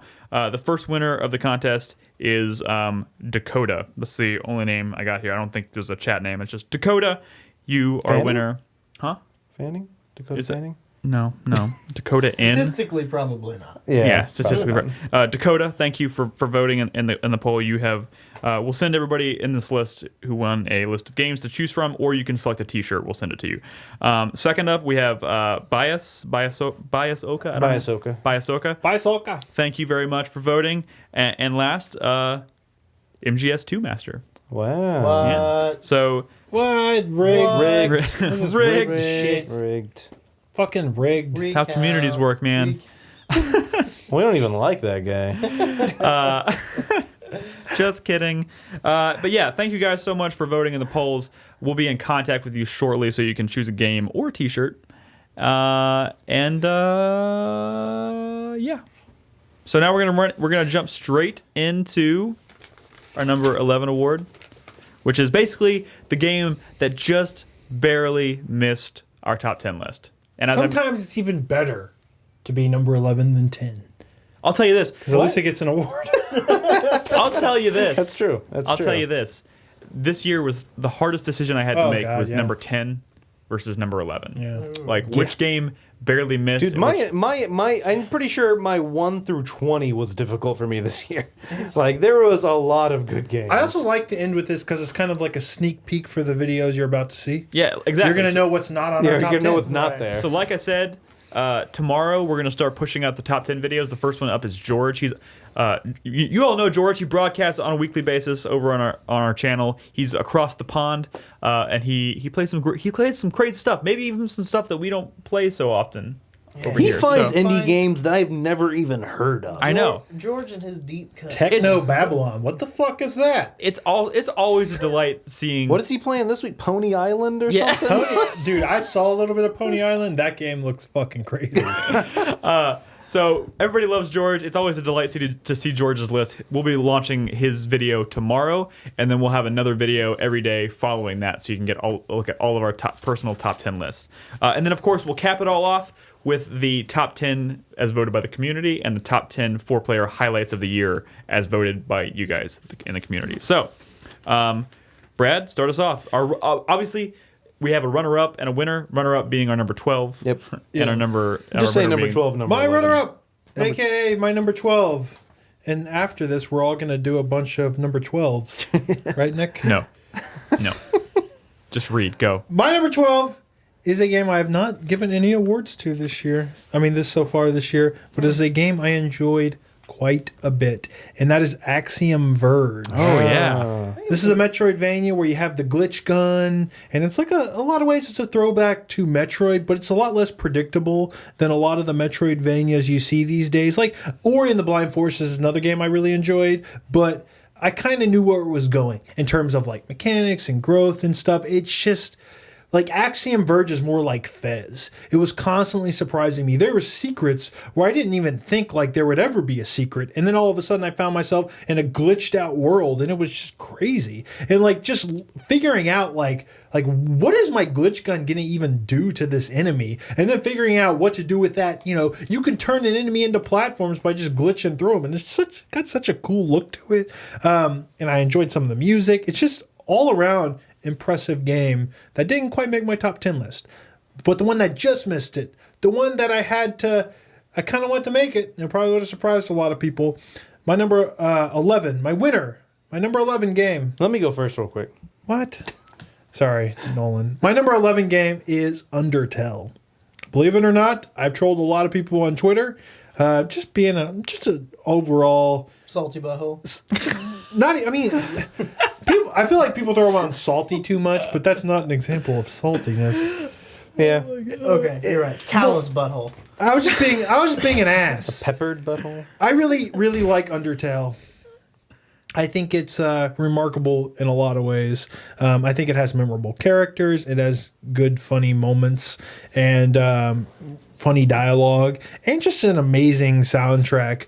I don't think it's one of the best games of all time, but it does a lot to kind of make me feel a lot of nostalgia for a lot of the old JRPGs I used to play, like back on the Super Nintendo and stuff. It's a really good game that I probably recommend to anybody who plays video games.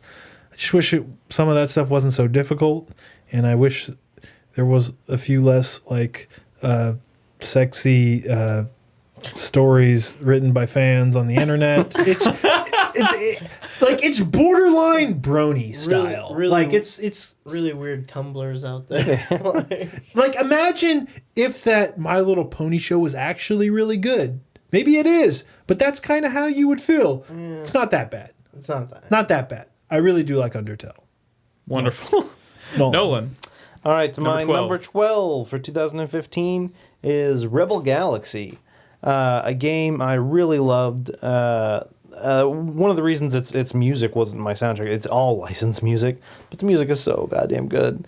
And just the upgrades of the ships, and just like looking at the scale of how big of a ship you can get, and how many like guns and shit you can get on it, and it's so good, so good. That's one of my regrets. Messing with markets, like the value of the economy in the game, like selling a bunch of like certain things to certain areas and stuff. Such a good game. And my number 11 of 2015 is Undertale as well. Oh wow. A game that I was really excited to play because everyone said it's the best game in the world. Not the best game in the world. It was good. No, it was good. And I think honestly, I think it's one of those situations where I probably don't like it as much because it was so hyped. And I thought I was going to like it, and I ended up not. And I think it was almost like frustrating. I'm like, wait, why isn't this game better? Yeah. But I mean, it might have been the way I played it. I don't know. Probably played it wrong. It's one of those experiences. It's kidding. almost like playing a Souls game on the feed. There's so much fandom there much pressure that's either telling you, it's like that it can be a frustrating experience, like when Crispy, did that horrible thing on the feed when he first started playing Undertale, and people just they wouldn't let him live it down, and he felt bad just because people were watching, and it affects your experience with the game. When I went and did my second playthrough, it was really rewarding to do something different. Yeah. I don't know. But I mean, yeah, you shouldn't feel like an asshole because they don't make it very clear, really.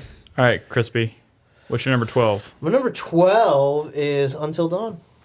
Nice. Which I wasn't at all hyped or excited, or I had no care in the world about this game before it came out, and then one day I was like, I'll rent it, I'll try it, and I did. I played it on the feed, and fuck, man, it was pretty good. It was pretty good. I don't think I'd ever play it again. The thing is, I feel like that game, the only reason I would not consider playing it again is because I think it's one of those games. Yeah, it's like Heavy Rain. It's not really you play supposed to it, be. you have a story, and that's you don't want to rewrite that story. You want that. It's that a is game how you play played once and maybe watch like a friend play another time. Exactly. And then my number 11. This is really difficult. I always imagine this moment when we're making these top 10 lists. I always imagine it as like that scene in Titanic where the ship is sinking and everyone's trying to get out of the engine compartment, and there's like two dudes left, and like the guy's holding the door, but the compartment's flooding and he can't keep the door open any longer, and he can only save one of them. Which one's going to make it through the porthole first? And then he has to close the other guy to drown. Sorry, Bloodborne. So yeah, go fuck yourself. The dude. The game that got shut behind the bulkhead and drowned in the engine room of the Titanic was Helldivers. Unfortunately, poor Helldivers did not make my top 10 list. You're the only one. I made sure to spread plenty of love for it across this award show, but it is not in my top 10. That's a shame. This is also like AKA the ones we just didn't really feel like getting footage for. Yeah. All right. I was getting. It's like Axiom Verge. I don't know if I want to pop back into that. All right, my number 12, and this is funny because I was wrestling with this for a long time about which game would be my number 10 versus my number 11. And then I would just say this: it changed in the past couple days, and now I'm like, I still would have had a hard time making this decision with this game. But my number 12 is Soma. This was originally my number 11, the game that just barely missed my list. I struggled with that one too. Just because, like, I still love horror. I love these first-person horror games, these atmosphere games. They're fantastic, and Soma is no different. It has a great atmosphere, and it has some really, truly awesome, memorable moments. Just not what I was expecting. Like I said earlier, like I was expecting like a futuristic science fiction horror game, kind of like I was expecting something more akin to like Event Horizon. What we instead got was like Amnesia meets BioShock a little bit. But it has some mind fuck moments that are great. But then the game that just barely missed my list, in reality, just barely missed my list, is Life is Strange. Wow. Wow. I mean, that's nowhere near my list because I didn't play it. It's Oh, no. I was not expecting to like this game, but I did. I like it. There are some moments that has some cringeworthy dialogue, but the line delivery itself, I didn't find to be bad most of the time. But the story itself was really cool. It's a really cool concept. I like the concept of time travel and time manipulation. Those kinds of stories are always cool. I'm not maybe the ending is kind of what kept it off my list. But ultimately, I had started recording my top 10 audio. I finished Life is Strange last weekend, and I seriously considered swapping this out and putting this in my list, but I decided against it. The ending was so predictable, though. A little predictable. But that last chapter of the game as a whole, everything prior to like the final decision that you have to make, which I think was pretty underwhelming. I didn't see coming, and it was really cool. It turned into the type of story I was totally not expecting. It was literally just the last like 10 minutes that kind of bummed me out. Do you remember remember I was complaining about having to talk to all these people at this party after like some significant shit? Yeah. Did you get frustrated with that too? Yeah. You know what I'm talking about? The last I don't know what you're talking about. Oh, sorry. That game, I really regret not talking more about that game because I liked it a lot. There is a twist in episode 5 that obviously I'm not going to spoil, but I had a moment where I was like, I think they're pulling the wool over my eyes, and I called that shit literally within like 5 minutes of it being revealed. Cool. It was a cool feeling. Great game. I love that game. Oh yeah, and we were also boom drugs. There is a great line in Life is Strange that leads to, or actually it's not a line. There is there's like a document or something or a journal entry she's reading where it's literally someone talking about all these terrible things that are happening, and it's just like, is it because of drugs? Is it drugs? Like the whole thing is just talking about drugs. It's great. You should play this game, Noel. Just play this game. Should I? It's so good. It's good. It's good. It is good. It is. All right, I'll play it. It's kind of like my my Tales of the Borderlands this year, but not quite to that extent. Because of those your Tales from the Borderlands, it'd be near the top. Of your top. Because it didn't quite make my list. Is it drugs? There's some moments in that game that really, really kind of. Yeah. Drugs? Cool. Anyways, we're not doing any runner. We're not doing any honorable mentions. We're doing any more number 12s? We're not doing any more number 12s. Like I said, tomorrow is George's video, his top 10 video, so check that out. You can find it over on our YouTube channel. We'll also post it on the front page of 4playernetwork.com. And we'll have a new video out every day up until we're out of videos. And then 2015 is a wrap at that point. I do also want to take this opportunity to remind everybody who's watching or listening that we launched a Patreon this year. 2015 was a big year for us because we launched a Patreon, and it's been going great. So if you are interested in supporting us on Patreon, you can check us out at patreon.com/4pp. 4P or 4-player? I always get that confused. I'm pretty sure it's 4-player. I'm thinking of SoundCloud. Yeah, you're thinking SoundCloud. Patreon.com/4player. And we opened a merch store last week, which is actually tied to one of the milestones on our Patreon campaign. We launched a merch store. There are new shirts for sale. We have 2 new shirts that are commemorating classic 4-player highlights, including the Roach of Krondor and, of course, Scooter Brothers. So, I'm advocating and if y'all for have a ordered a zip shirt whip and received t-shirt. it, we'd love to see it. Tweet us a picture. We really love to see it. So, and so if someone in chat could post a link to both of those things, that'd be wonderful. Is there anything that I have forgotten to plug or mention on this podcast? I forgot to plug my butt. All right, that's a wrap. 2016 is officially started. Yep. And we hope you guys enjoy our 2015 videos, and we hope you enjoyed our award show. We look forward to doing this every year. It's a lot of fun. So Next year we'll have a cooler banner. yeah, Or if you're watching this on YouTube, do you like our cool banner? yeah, the YouTube video will look better. We'll wear tuxedos next year and really take this whole Golden Globes of gaming thing to We the should. next level. Oh We shit, should. we can have a red carpet. We should wear a tux. Yeah. The red carpet will interview Mike or something. Anyways, thank you so much for watching / listening. We really appreciate it. And of course, 4playernetwork.com is the website. Oh, that's what I was going to mention. PAX South is coming very soon. We're all going to be there. If you are in the area, I would keep your eyes on 4playernetwork.com because we will post details. We're probably going to meet up with anybody who happens to be there. Should be fun. We'll post some details on the website. And of course, if you see us at the event, come say hi. But yeah, that's it. Thanks for watching / listening. We will see you next week with our first regular show of 2016. We'll be talking about all the games we're playing, Yay. all the cool stuff we're currently playing. Peace out. Bye. Oh yeah, Ed's gonna be there too. Ed will be there. Everyone in this room, plus Chris Davis and Ed will be there. So just end the show now. The show is over. Ah!